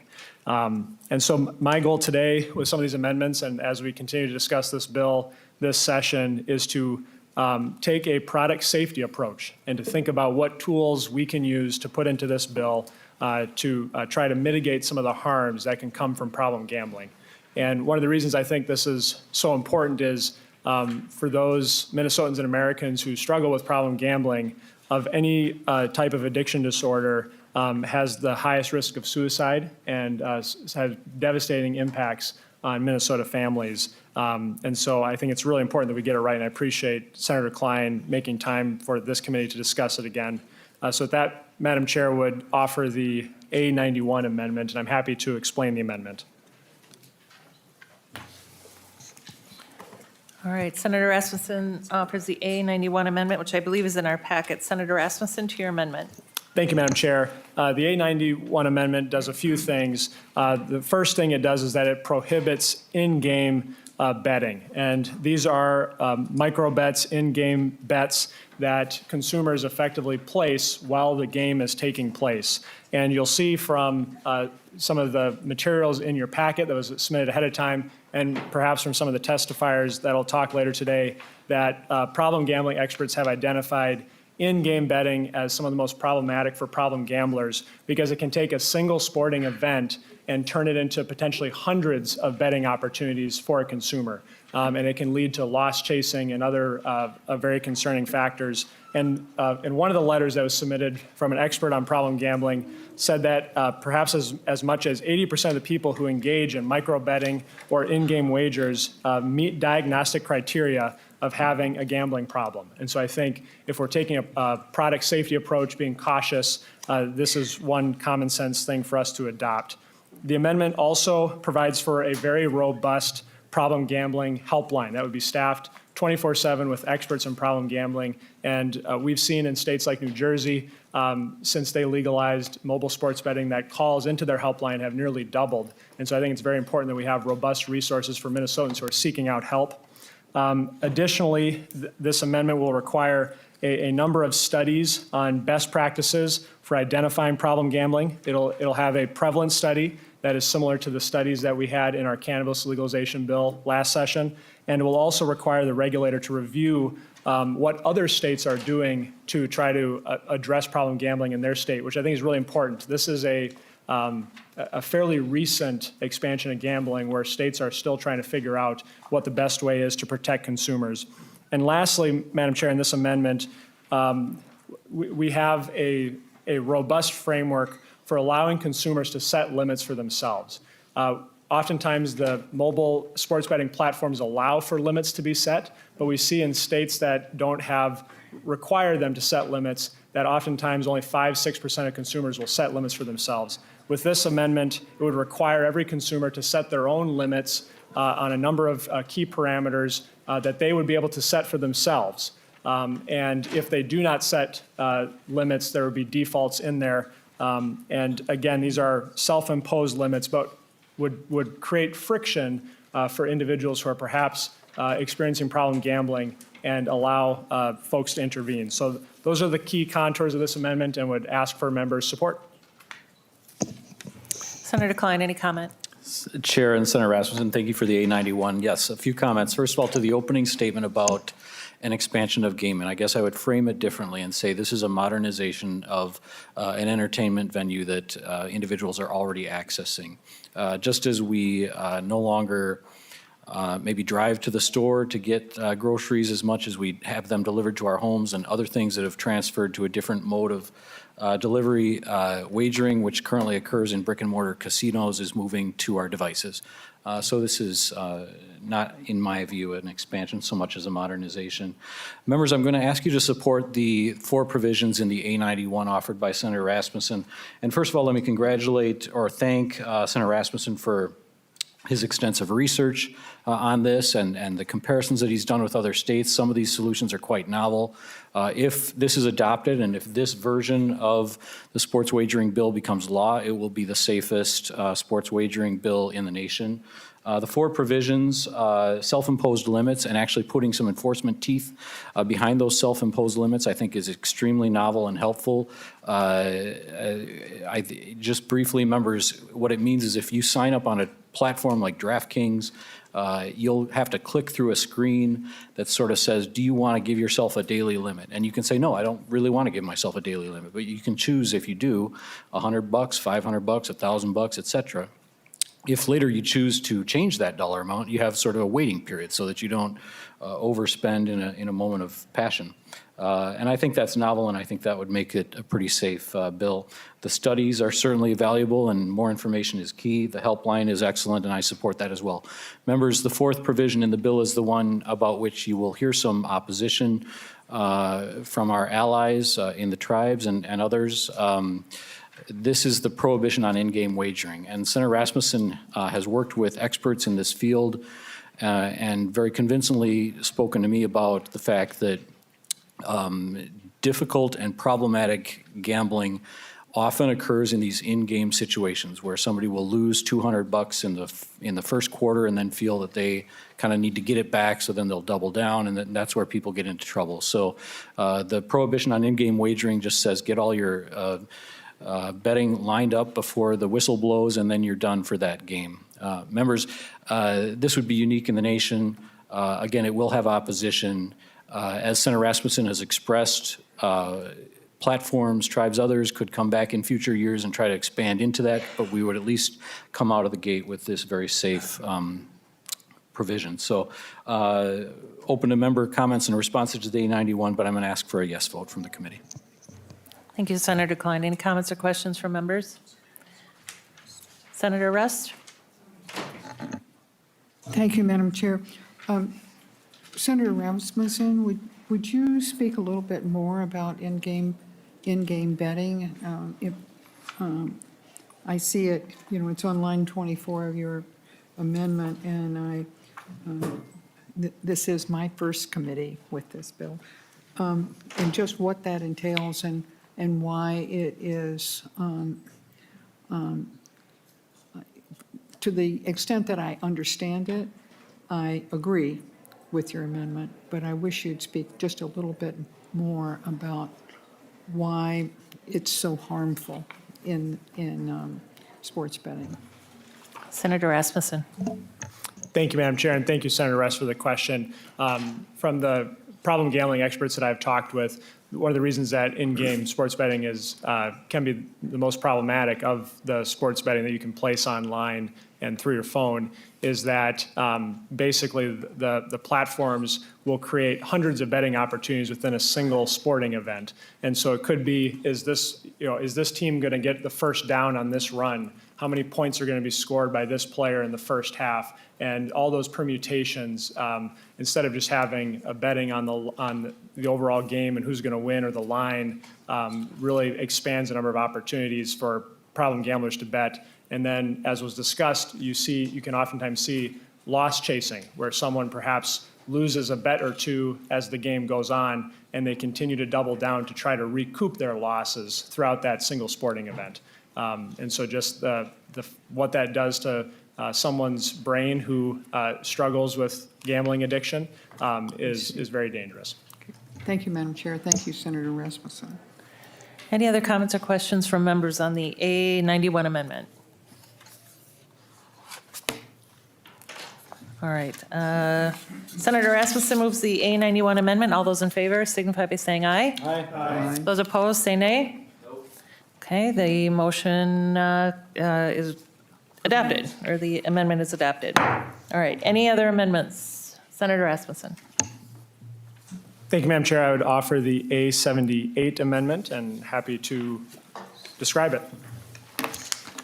Thank you, Senator Rasmussen. To the A78 amendment, please.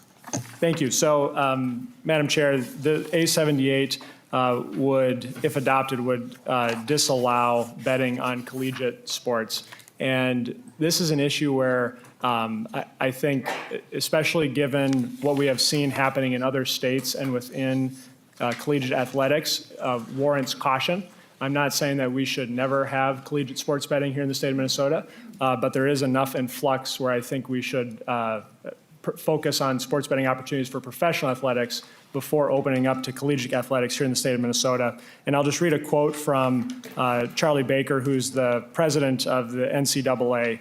And he said, "The data is clear that student athletes are getting harassed by bettors. Sports betting without appropriate controls poses real risks to the well-being of student athletes and to the integrity of collegiate competition." And we also, Madam Chair, when we look at the demographics of individuals who are greatest at risk of gambling addiction, it's oftentimes young men around their college age as well. And so I think both from a problem gambling perspective and looking at the integrity of collegiate athletics and the safety of college athletes, who are oftentimes not getting paid, they don't have the same protections that professional athletes have. I think this is another way for us to be cautious as we move towards this expansion of gambling in Minnesota. Senator Klein. Thank you, Senator Seeberger, Senator Rasmussen for the A78. Members, I'm going to encourage a no vote on this. Prohibition on wagering on college athletics is a carve out of about 50% of the market. It would be devastating to the tribes who are holding the licenses on this product. And in my opinion, it is not a serious intervention to protect the health of Minnesotans who may be vulnerable to problem gambling, which was the intention of hearing these amendments today. Any comments or questions on the A78 amendment? All right, Senator Rasmussen moves the A78 amendment. All those in favor signify by saying aye. Aye. Those opposed say no. No. All right, the motion does not prevail and the amendment is not adopted. Senator Rasmussen. Thank you, Madam Chair. I would offer the A87, and I'm happy to describe the amendment. Senator Rasmussen to the A87. Thank you, Madam Chair. And this amendment will, not be going on the bill today, but I wanted to take the opportunity to speak to it.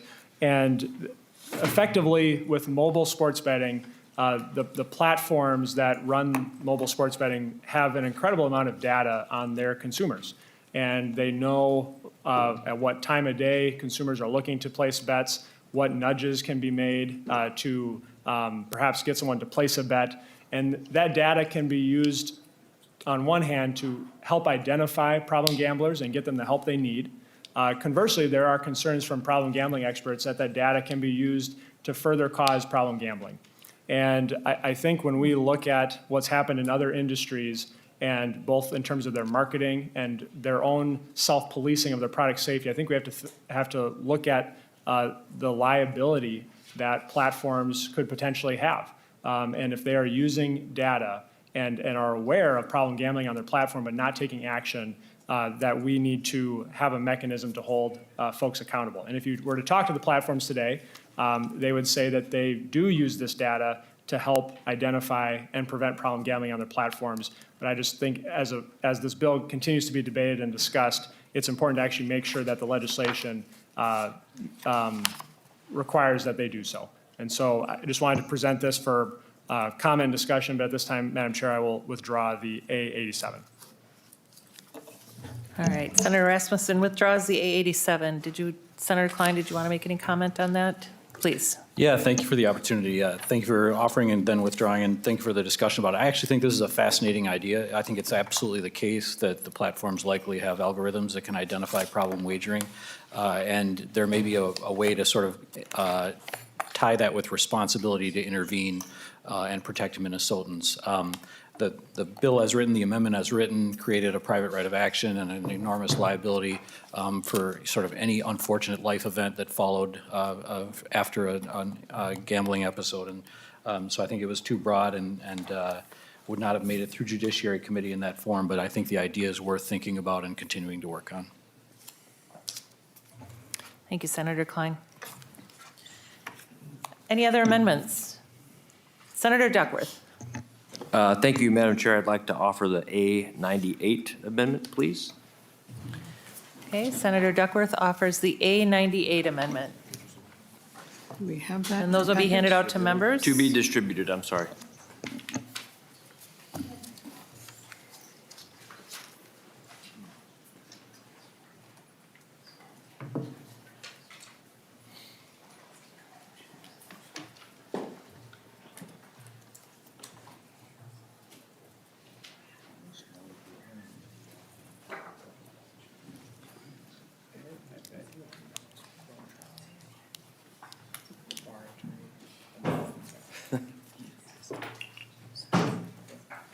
Madam Chair, I'm prepared to begin to speak to it if you're comfortable with it.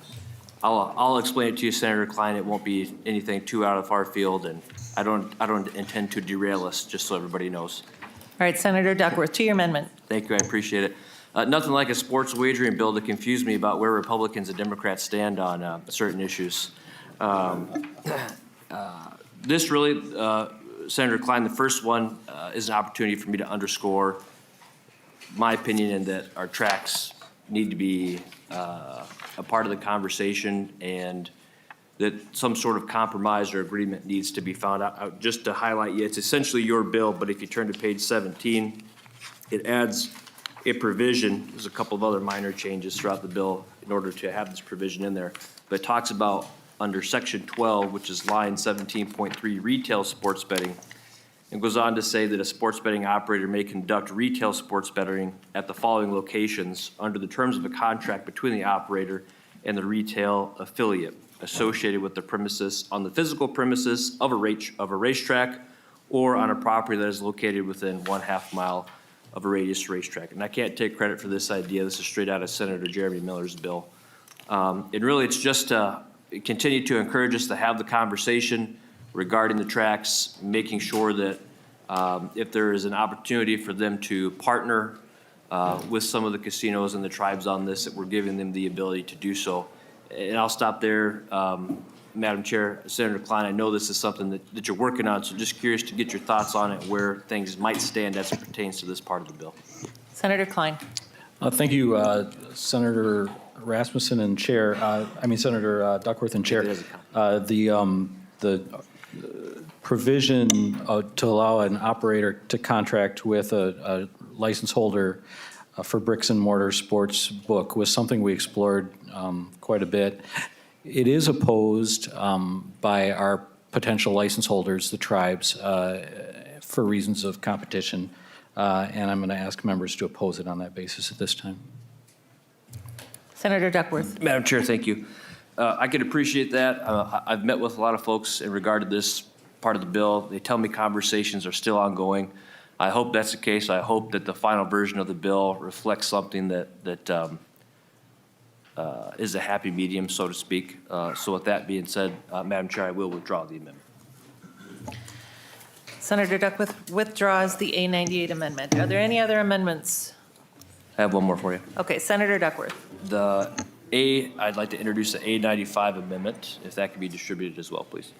All right, Senator Duckworth introduces the A95 amendment, which is being distributed to members.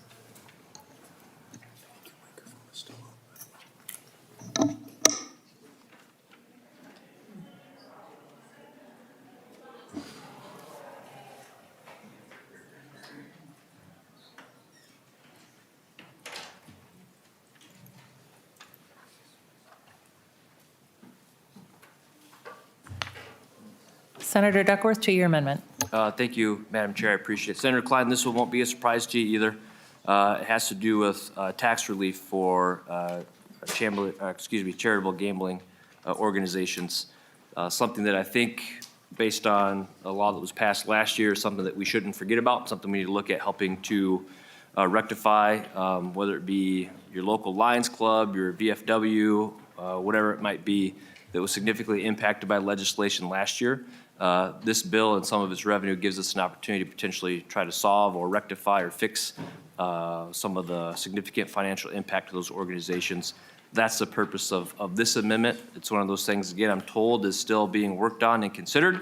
But until or unless I actually see it in your bill, I'm still going to be a little bit leery, hence the amendment today. Just curious to hear from you where things might stand as it relates to this issue. Senator Klein. Chair and Senator Duckworth, question on the A95. Is this purely tax relief for the allied charities, or are there position changes regarding e-pull tabs? Senator Duckworth. There is, if you look at page 5, there is a deletion of the following verbiage, and this is on lines 5.3 to 5.5. It deletes including but not limited to free plays, bonus games, screens, or game features that are triggered after the initial symbols are revealed that display the results of a game. And so I think that's getting to your question about electronic pull tabs. Senator Klein. Thank you, Chair and members, and I oppose the amendment on several bases. Number one, we are not the Taxes Committee, and it wouldn't be appropriate for us to legislate around it in this committee. I will say that you're correct that these discussions are ongoing. We consider the work of the Allied Charities to be extremely important. We are sensitive to the economic impact of the 2023 tax bill on their operations, and if sports wagering is passed in some final form this year, I commit to you that it will have some form of relief for the Allied Charities. At this time, I would ask you to either withdraw the amendment or we should vote it down. Senator Duckworth. Thank you, Madam Chair. Thank you, Senator Klein. I appreciate that. Well, I think the chair of the tax committee is here, so I'm not going to really talk too much about taxes, but my thought would be if this were to get added on there, obviously it would find its way to that committee for them to weigh in on some point. Again, wanted to highlight it. I take some confidence in what you just said in terms of if there is a final passage, it's going to do something for them.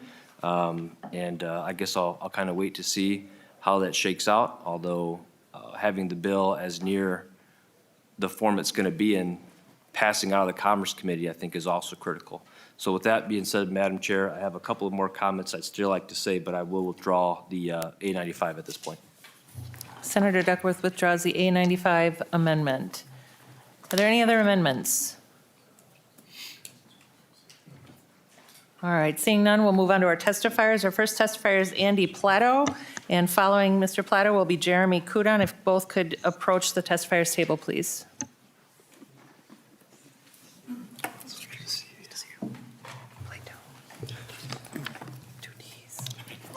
Thank you, Madam Chair and members of the committee. Mr. Plato, please identify yourself and begin your testimony. Thank you very much, Madam Chair. My name is Andy Plato, and I serve as the Executive Director of the Minnesota Indian Gaming Association, or MIGA. On behalf of MIGA's 9 member tribes, thank you for your consideration of Senate File 1949, a bill to legalize sports wagering. Since the Murphy v. NCAA Supreme Court decision in 2018, MIGA tribes and their leaders have monitored the impact legal sports betting has had on existing gaming operations in other states. Most importantly, those operations run by tribal governments. The experiences and lessons learned elsewhere have helped MIGA tribes understand just how important the details and structure of legislation authorizing sports wagering are to existing gaming interests like tribal governments. Were Senate File 1949 to become law, the resulting mobile and retail markets operated by Minnesota's tribal nations would not only support tribes, but would also provide a well-regulated and accessible market for sports bettors and a competitive market that is important to our state's professional sports teams and market partners. MIGA tribal leaders continue to evaluate changes to the bill, including the totality of the amendments added today. For the record, some of those policy changes are of serious concern to MIGA tribes. However, tribal leaders do ask for the committee's support of the bill as amended today so that it can continue its progress in the Senate. Gaming revenues provide the essential tax base tribes rely on to fund basic and essential government services for thousands of tribal members. Anytime the state changes the gaming landscape, tribes must carefully consider whether such proposals strengthen or in fact threaten tribal sovereignty and self-determination. MIGA, its members and representatives, again, thank Senator Klein, Vice Chair Seeberger, and the full Senate Commerce Committee for recognition that tribal gaming deserves to be protected and must be preserved. As the proposal moves through the legislature, we look forward to working with you, Mr. Chair, and other stakeholders. Thank you very much.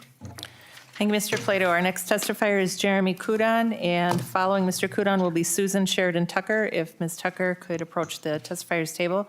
Mr. Kudon, could you please identify yourself and begin your testimony? Sure, thank you. Thank you, Madam Chair, members of the committee. My name is Jeremy Kudon, and I am the president of the Sports Betting Alliance, which is a coalition comprised of FanDuel, DraftKings, BetMGM, and Fanatics, otherwise known as about 80% of the U.S. legal and highly regulated sports betting market. I want to thank the committee for the opportunity to testify this afternoon. The SBA supports large parts of Senate File 1949, and we urge the committee to vote for the bill so that it can progress to the next stage of the legislative process. We are, however, opposed to a few of the amendments that were just made to the bill, especially the total ban of in-game wagers. Those wagers account for over 50% of the sports betting wagers made in the legal U.S. market, a number that we expect to grow to 75% by 2020 based on, or I'm sorry, by 2030 based on our experience or on the experience in Europe. This amendment is nothing short of a gift to illegal operators like Bovada, MyBookie.com, or US Bets. And there are countless other illegal offshore companies who currently prey right now on up to 1 million people in this state. Rather than drive those illegal operators out of the state, and I should make clear, these sites look almost indistinguishable from my client sites. If you're interested, and I hate to give ads to these people, just go to bovada.ag and you'll see what I'm talking about. But rather than drive those operators out of the state, which would have been true prior to the amendment of the bill, it will make these sites more popular than ever. This amendment, the other consequence of this amendment is it will cut the tax revenue in about roughly half. Rather than bring in what we estimate will be $50 to $75 million in year one, you're talking about collecting maybe $20 million. And again, that's assuming the bill doesn't get amended to include college.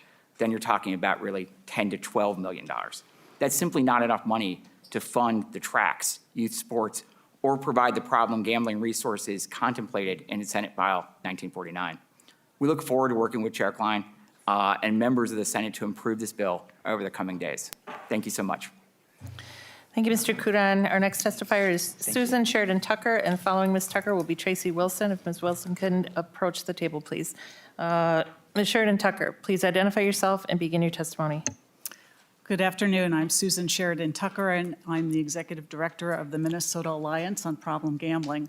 We're a tax-exempt nonprofit dedicated to improving the lives of those affected by problem gambling through advocacy, education, training, and research. And we've been around since 2001, and we are the state affiliate to the National Council on Problem Gambling, which I serve on the board, and it's currently its national president. We maintain a neutral position on the legalization of gambling, but we really want to support fully comprehensive consumer protection for all who choose to gamble.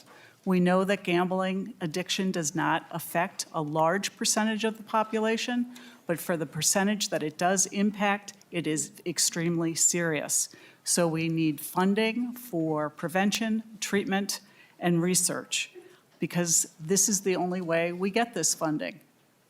It's only through gambling dollars that our addiction services are supported. With any anticipated gambling expansion, we do need those increased in funds. And we know that Minnesota, even though sports betting is not currently legal in the state, we are seeing an uptick expressed by treatment providers who are on the front lines every day working with individuals and families.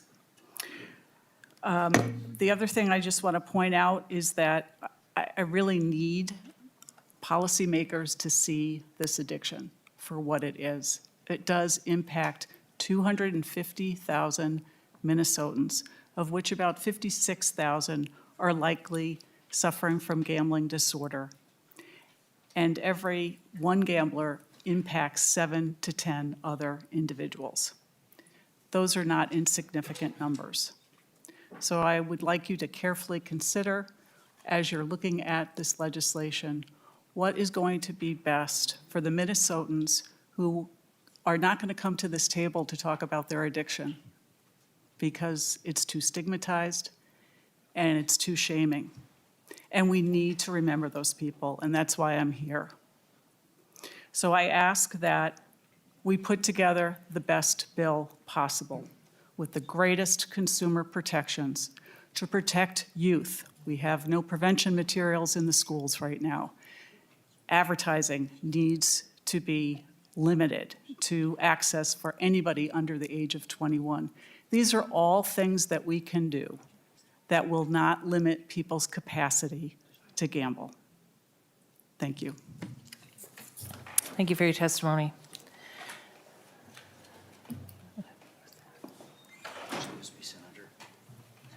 All right. Our next testifier will be Michael Cronin, and following Mr. Cronin will be Tom DePasquale. If both could, oh, wait. Who do we have? I'm sorry. Good to see you. Do we have Tracy? Okay. Good All right. afternoon. Please Thank identify you. yourself and begin your testimony. Good afternoon. Thank you, Madam Chair Seeberger, Chair Klein, and members of the committee for the opportunity to testify today. You heard my testimony, or many of you heard my testimony back in May, so I'm not going to continue repeating. You know, we have continued issues with the bill in its current form. The tracks need to be treated fairly. There is a cap in the bill that it's $3 million capped, and there shouldn't be a cap. I mean, the tribes aren't going to be capped, and the DraftKings and the FanDuels aren't going to have their monies capped. Why would the tracks money be capped? So that's still important to us, and it's important to us that it's pretty restrictive how those funds can be used. Now, we certainly agree they can't be used to improve the card room or those operations, but we should have the ability to use those funds as they help the racetrack and our operations. So we really thank you for including us in the bill. And we want to continue to work with you to make a bill that works for the racetracks, that works for the Native American tribes, works for problem gambling, works for all of us. Let's make it a win. So I appreciate your time, and any questions, I'm happy to answer them. Thank you. Thank you, Ms. Wilson. Our next testifier is Michael Cronin, and following Mr. Cronin will be Tom DePasquale. Mr. Cronin, please identify yourself and begin your testimony. Thank you, Madam Chair. My name is Mike Cronin. I'm the Executive Director of the Minnesota HBPA, which is the nonprofit organization that represents stable area workers, trainers, and owners in contract negotiations with Canterbury Park Corporation in legislative matters such as this, and by creating and supporting one of the strongest benevolence programs in the country, from education to mental health counseling to aftercare for our horses. I want to genuinely thank you for including us in this important conversation. We are appreciative of this inclusion, especially in the current situation where the livelihood of an entire class of people is on the line. However, respectfully, the amount of funds for racing in the current sports betting proposal is nowhere near sufficient to have our sport and our culture remain viable. Please know I come to the Capitol requesting not a handout, but an investment in a $400 million industry that employs hundreds and hundreds of people, many who are first-generation Americans finding a path for the American dream via horse racing. A brief snapshot of how Minnesota horse racing arrived at this moment.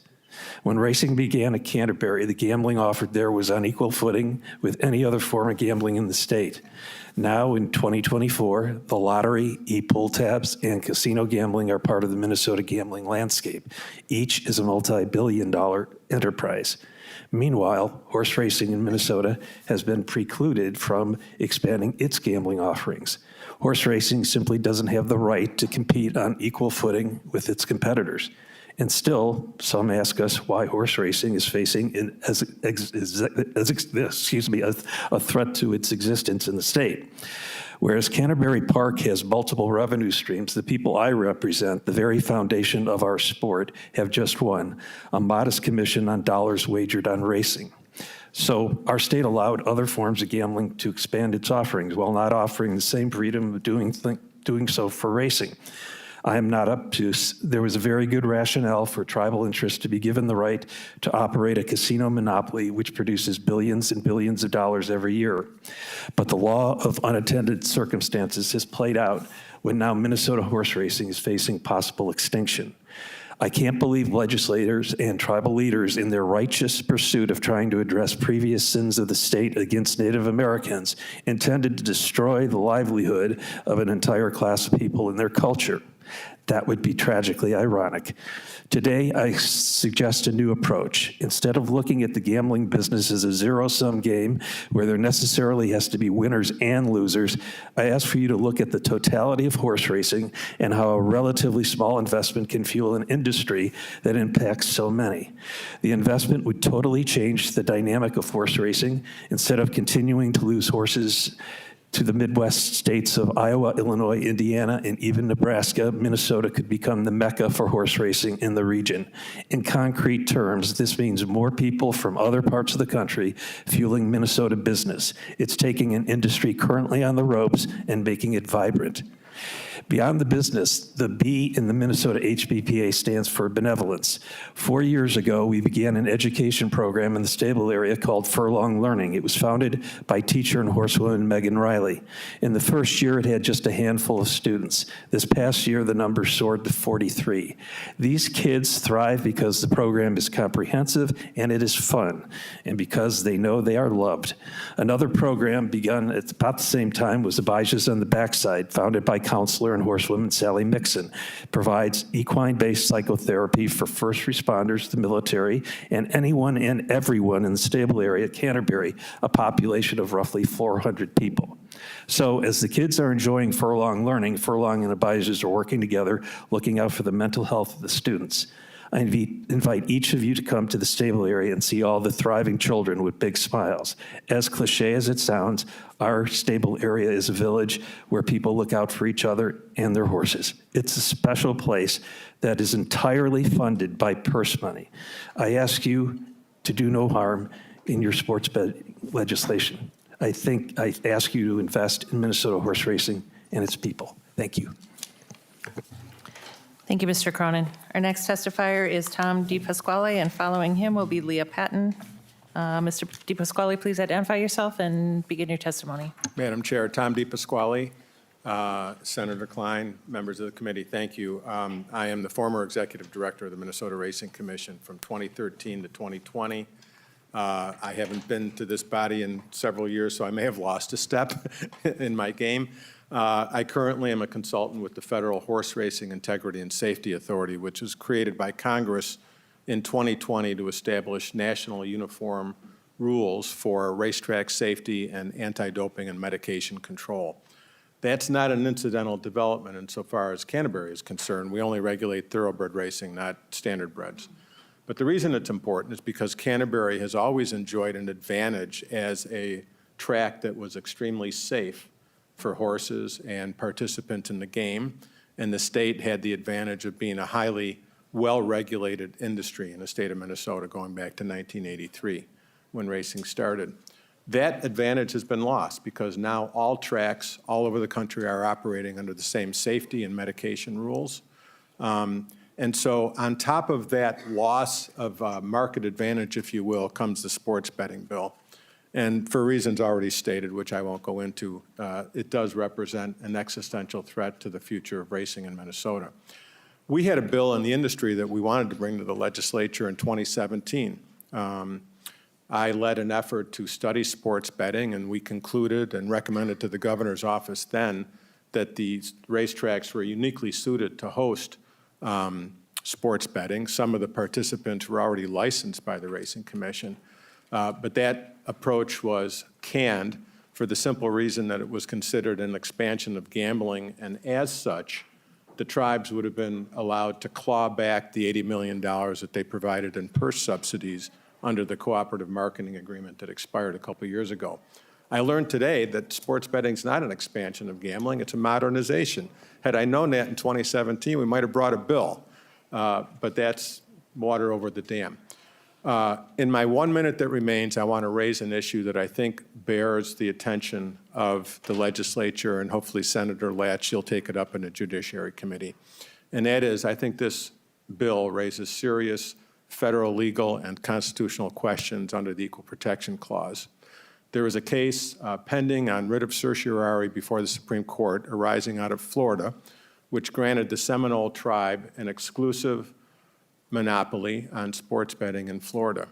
That case has worked its way up through the federal courts and now is on a petition before the Supreme Court to answer the question of whether the Indian Gaming Regulatory Act authorizes the approval of a compact that purports to allow for an online sports gambling monopoly throughout the state and off Indian lands. And the second, more critical question is whether the Secretary of the Interior's approval of a tribal state compact violates equal protection principles where it provides specific tribes with the monopoly on online sports gaming off tribal lands, while state law makes that same conduct a crime for everyone else. So I urge you to consider that question down the road and not have this legislation, if it does pass, get tied up in years of litigation like the Florida legislation did. I'll conclude my remarks there. I have much more to say, but I would prefer to do it at another committee. Thank you very much. Thank you, Mr. DePasquale. Our next testifier is Leah Patton, and following Leah will be Rebecca Delahunt. Ms. Patton, please identify yourself and begin your testimony. Thank you, Madam Chair. Madam Chair and members and Mr. Chair, my name is Leah Patton. I am the Executive Director of the Joint Religious Legislative Coalition. We are a multi-faith statewide coalition comprised of 4 organizations: the Islamic Center of Minnesota, the Jewish Community Relations Council, the Minnesota Catholic Conference, and the Minnesota Council of Churches. We bring together people of different faith traditions to figure out what our shared values are and then choose policy priorities based on those values. So I'm here to raise some concerns regarding Senate File 1949, but also to thank the bill author for accepting some of the amendments that we've heard today. So while some people may be able to enjoy gambling, sports betting as a form of entertainment, we want to emphasize and just bring to light that this is not the case for a fairly significant portion of Minnesotans. Legalizing sports betting, daily fantasy sports, and mobile gaming will bring access to gambling into every home, school, and workplace in our state 24 hours a day. So there is a significant increase in access in addition to the modernization that the bill brings. We believe this will create more problem gamblers, particularly amongst young people that are very attracted to this type of gambling, and it'll intensify the struggle for those already dealing with gambling addictions and their families. There's a Newsweek article that I believe you were all provided, and in doing the research, that publication discovered that within a year, or in the first year after legalization, Connecticut, their gambling addiction hotline calls jumped 91% just in that first year. In Massachusetts, the calls went up after legalization 276% since 2020. In Ohio, that only just recently legalized online sports betting, in January, the calls went up, they tripled essentially in that first month of legalization alone. And in the first year after Virginia legalized their sports betting, their calls to their hotline increased by 387%. So we are seeing the impacts in states that have already done this, and there is a responsible way that we believe it should be done. So we ask you carefully to consider any additional amendments that are offered along the way as this bill moves through committee to further address these problems. And again, while most people may never have an issue with problematic gambling behaviors, for people who battle this addiction or are prone to an addiction, this bill would have potentially life-altering consequences for them and their families. And it is a very privileged position to not have to think about those consequences. So we understand that there are proponents of the bill, there are opponents of the bill, and there's a lot of people and legislators in between that think, oh, well, this is going to happen, so we might as well do it the right way. And we think that those positions are not mutually exclusive to really strongly considering harm mitigation measures that are being discussed. So thank you. Thank you, Ms. Patton. Our next testifier is Rebecca Delahunt, and following Rebecca Delahunt will be Jason Atkins. Ms. Delahunt, please introduce yourself for the record and begin your testimony. Madam Chair, Mr. Chair, and members of the committee, my name is Rebecca Delahunt, and I work as the Director of Public Policy with Minnesota Family Council. Our organization is opposed to expansion of gambling, but given the apparent support within the legislature for legalization of mobile betting through SF 1949, I want to thank you for providing some safeguards today and ask for more to mitigate damages. On February 11th of this year, the Boston Globe reported on a national quantitative survey which found that nearly 40% of American men aged 18 to 49 have at least one account with online sports betting services. Of those who place bets online, 38% said they gambled more than they should have, and 18% bet money meant for financial obligations, common signs of problem gambling. Through legalization of mobile betting, the gambling industry will likely see significant growth in Minnesota, and we know that it will come at significant social cost. It's been estimated that 1 in 8 to 1 in 5 people experiencing problems with gambling attempt suicide, which is a staggering statistic. As this policy would legalize mobile betting, it would primarily impact young folks in our communities, and this demographic is already struggling with mental health concerns at rates not previously seen. We also know from other research that the people most harmed by gambling are often low-income folks. So to write off this policy as something that simply brings the community together without understanding all of these factors is concerning in the face of rampant problem gambling. To mitigate these risks, we need safeguards. Again, thank you so much for those accepted today. I would recommend that we look into more. Again, we do not support gambling expansion, but if SF 1949 is to pass, please consider more amendments that protect young people and mitigate risk. Thank you so much for your time. Thank you, Ms. Delahunt. Our next testifier is Jason Adkins. Please identify yourself for the record and begin your testimony. Madam Chair, Chair Klein, members of the committee, my name is Jason Adkins. I'm the Executive Director of the Minnesota Catholic Conference, the public policy voice of the Catholic Church in Minnesota. We have submitted written testimony, but I wanted to speak briefly to our support for the amendments to the bill that would help limit the impact of problem gambling. As noted in the Newsweek article I submitted to the committee, online sports betting fuels its profits by capitalizing on the chemical reactions in the brain that people get from the thrill of gambling, coupled with mounting losses that need to be regained, and the high of that fix that the dopamine from betting triggers. Gambling in general and online sports betting in particular is a particularly predatory industry. Younger people with underdeveloped brains are particularly prone to the fix of gambling. Putting a sports book in every pocket through a cell phone will have seriously adverse consequences. Our state will absorb the costs under this bill but reap few benefits. To be clear, we oppose gambling expansion in the form of legalized sports betting, but we recognize that we have to be part of a compromise to adjudicate a variety of interests and perspectives. We ask that you work to create a regulatory framework that limits the ability of consumers to feed the fix that they get from gambling, as well as mitigate their ability to accumulate significant losses. Optimally, we could live with a system in which sports betting was limited to a few locations in person, such as casinos. The in-person requirement is a way of short-circuiting some of the need to fuel the addiction by requiring at least traveling to the gambling site. If we are to have online sports betting, the regulations we propose in our written testimony, especially amendments such as bans on in-game betting, which you just heard, will be 70% of wagers by 2030. I mean, that's a staggering statistic. The helpline that Senator Rasmussen proposed and Senator Klein graciously accepted today personally impose consumer limits on the size of wages. These will go a long way toward mitigating some of the worst harms that will come from sports betting via the rise in addiction chronicled in other states with legalized sports betting. Again, thank you to Senator Rasmussen for bringing these important amendments. Thank you to Senator Klein for accepting some, and we encourage you to continue to do work to improve this legislation. Thank you very much. Thank you, Mr. Atkins. And at this time, I would like to invite Senator Marty to the table to offer his comments.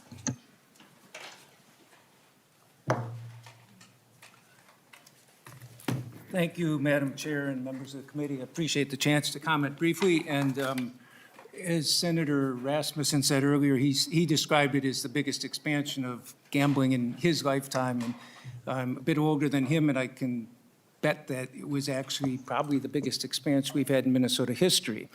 And I know it's popular. I've seen polls here that say it's about half the population supports it. The only time I know that sports betting and online sports betting has been before the voters was in California in 2022, $400 million, most expensive voter initiatives in history in the country. And online sports betting was rejected by 82% of the voters. I think when people take a look at it, maybe they should be concerned.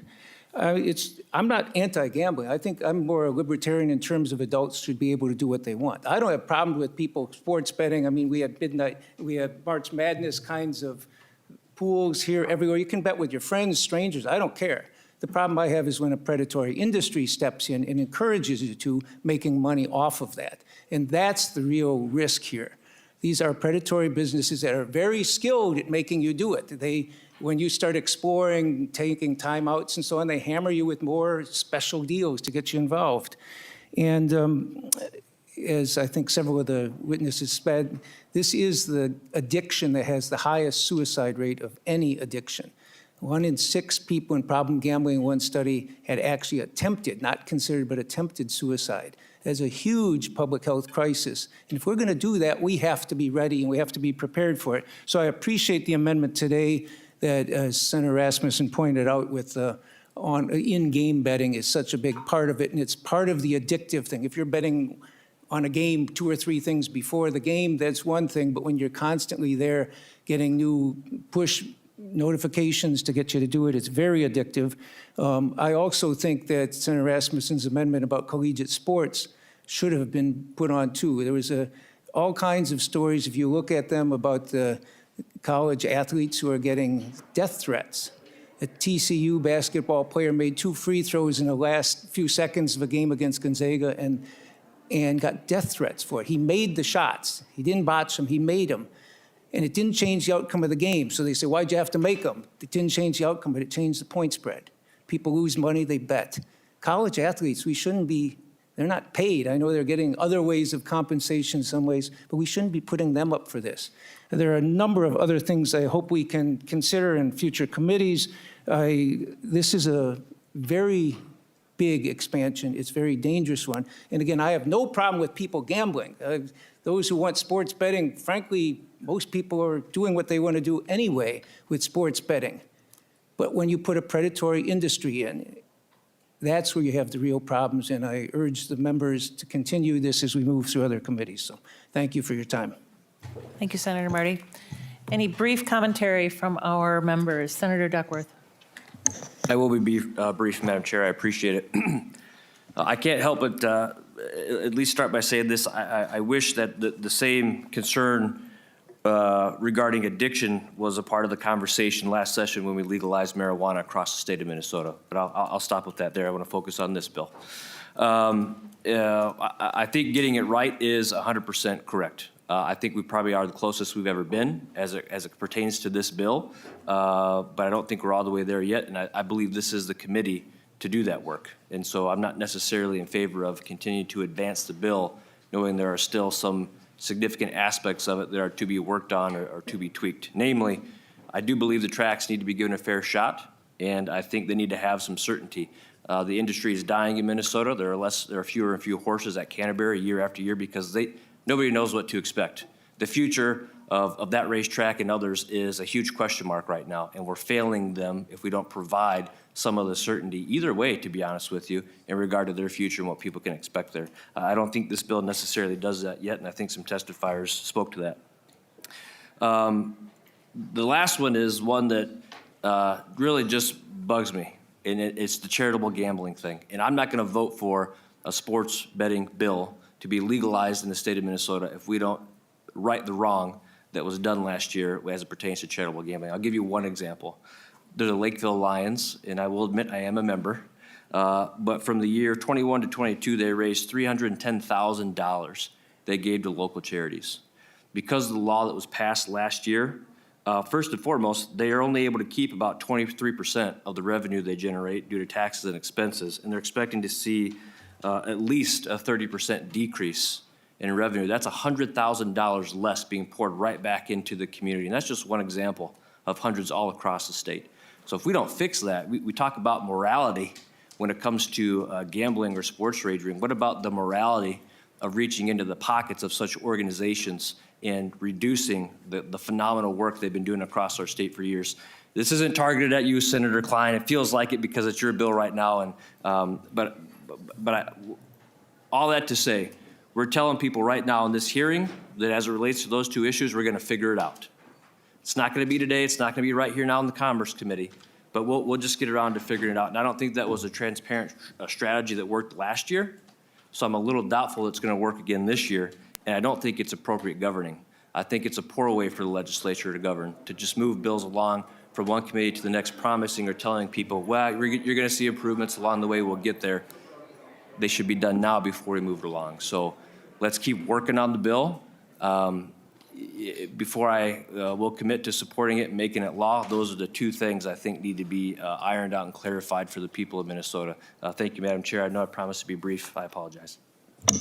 Thank you, Senator Duckworth. Any other comments from members of the committee? Senator Rasmussen. Thank you, Madam Chair, and I'll be brief. I just appreciate the open dialogue with the bill author on some of these amendments that were adopted today. And, I look forward to seeing the conversation continuing as this bill moves through other committees. And there's a lot of different factors of this bill. And I appreciate the bill author, making time to have conversations. And my hope is we're able to get this right on behalf of Minnesotans. Thank you, Senator Rasmussen. Any other brief comments as we approach the o'clock? All right, Senator Klein, any closing comments? It's been a long day, members. I'm really genuinely grateful to the work of the members of this committee, Senator Duckworth, Senator Rasmussen, Senator Latz, and most of all to Senator Marty, who really invested a lot of time in trying to make this better for Minnesotans. I appreciate that their concern for the health of Minnesotans and the dangers of addictive gambling are sincere, and we've worked today to try to address that. And I would like to move the bill forward to the Taxes Committee. Thank you. The question is on the motion of Senator Rest that Senate File 1949 as amended be recommended to pass and be re-referred to the Committee on Taxes. All those in favor say aye. Aye. All those opposed say no. No. Motion carries. With that, the committee is adjourned. Thank you.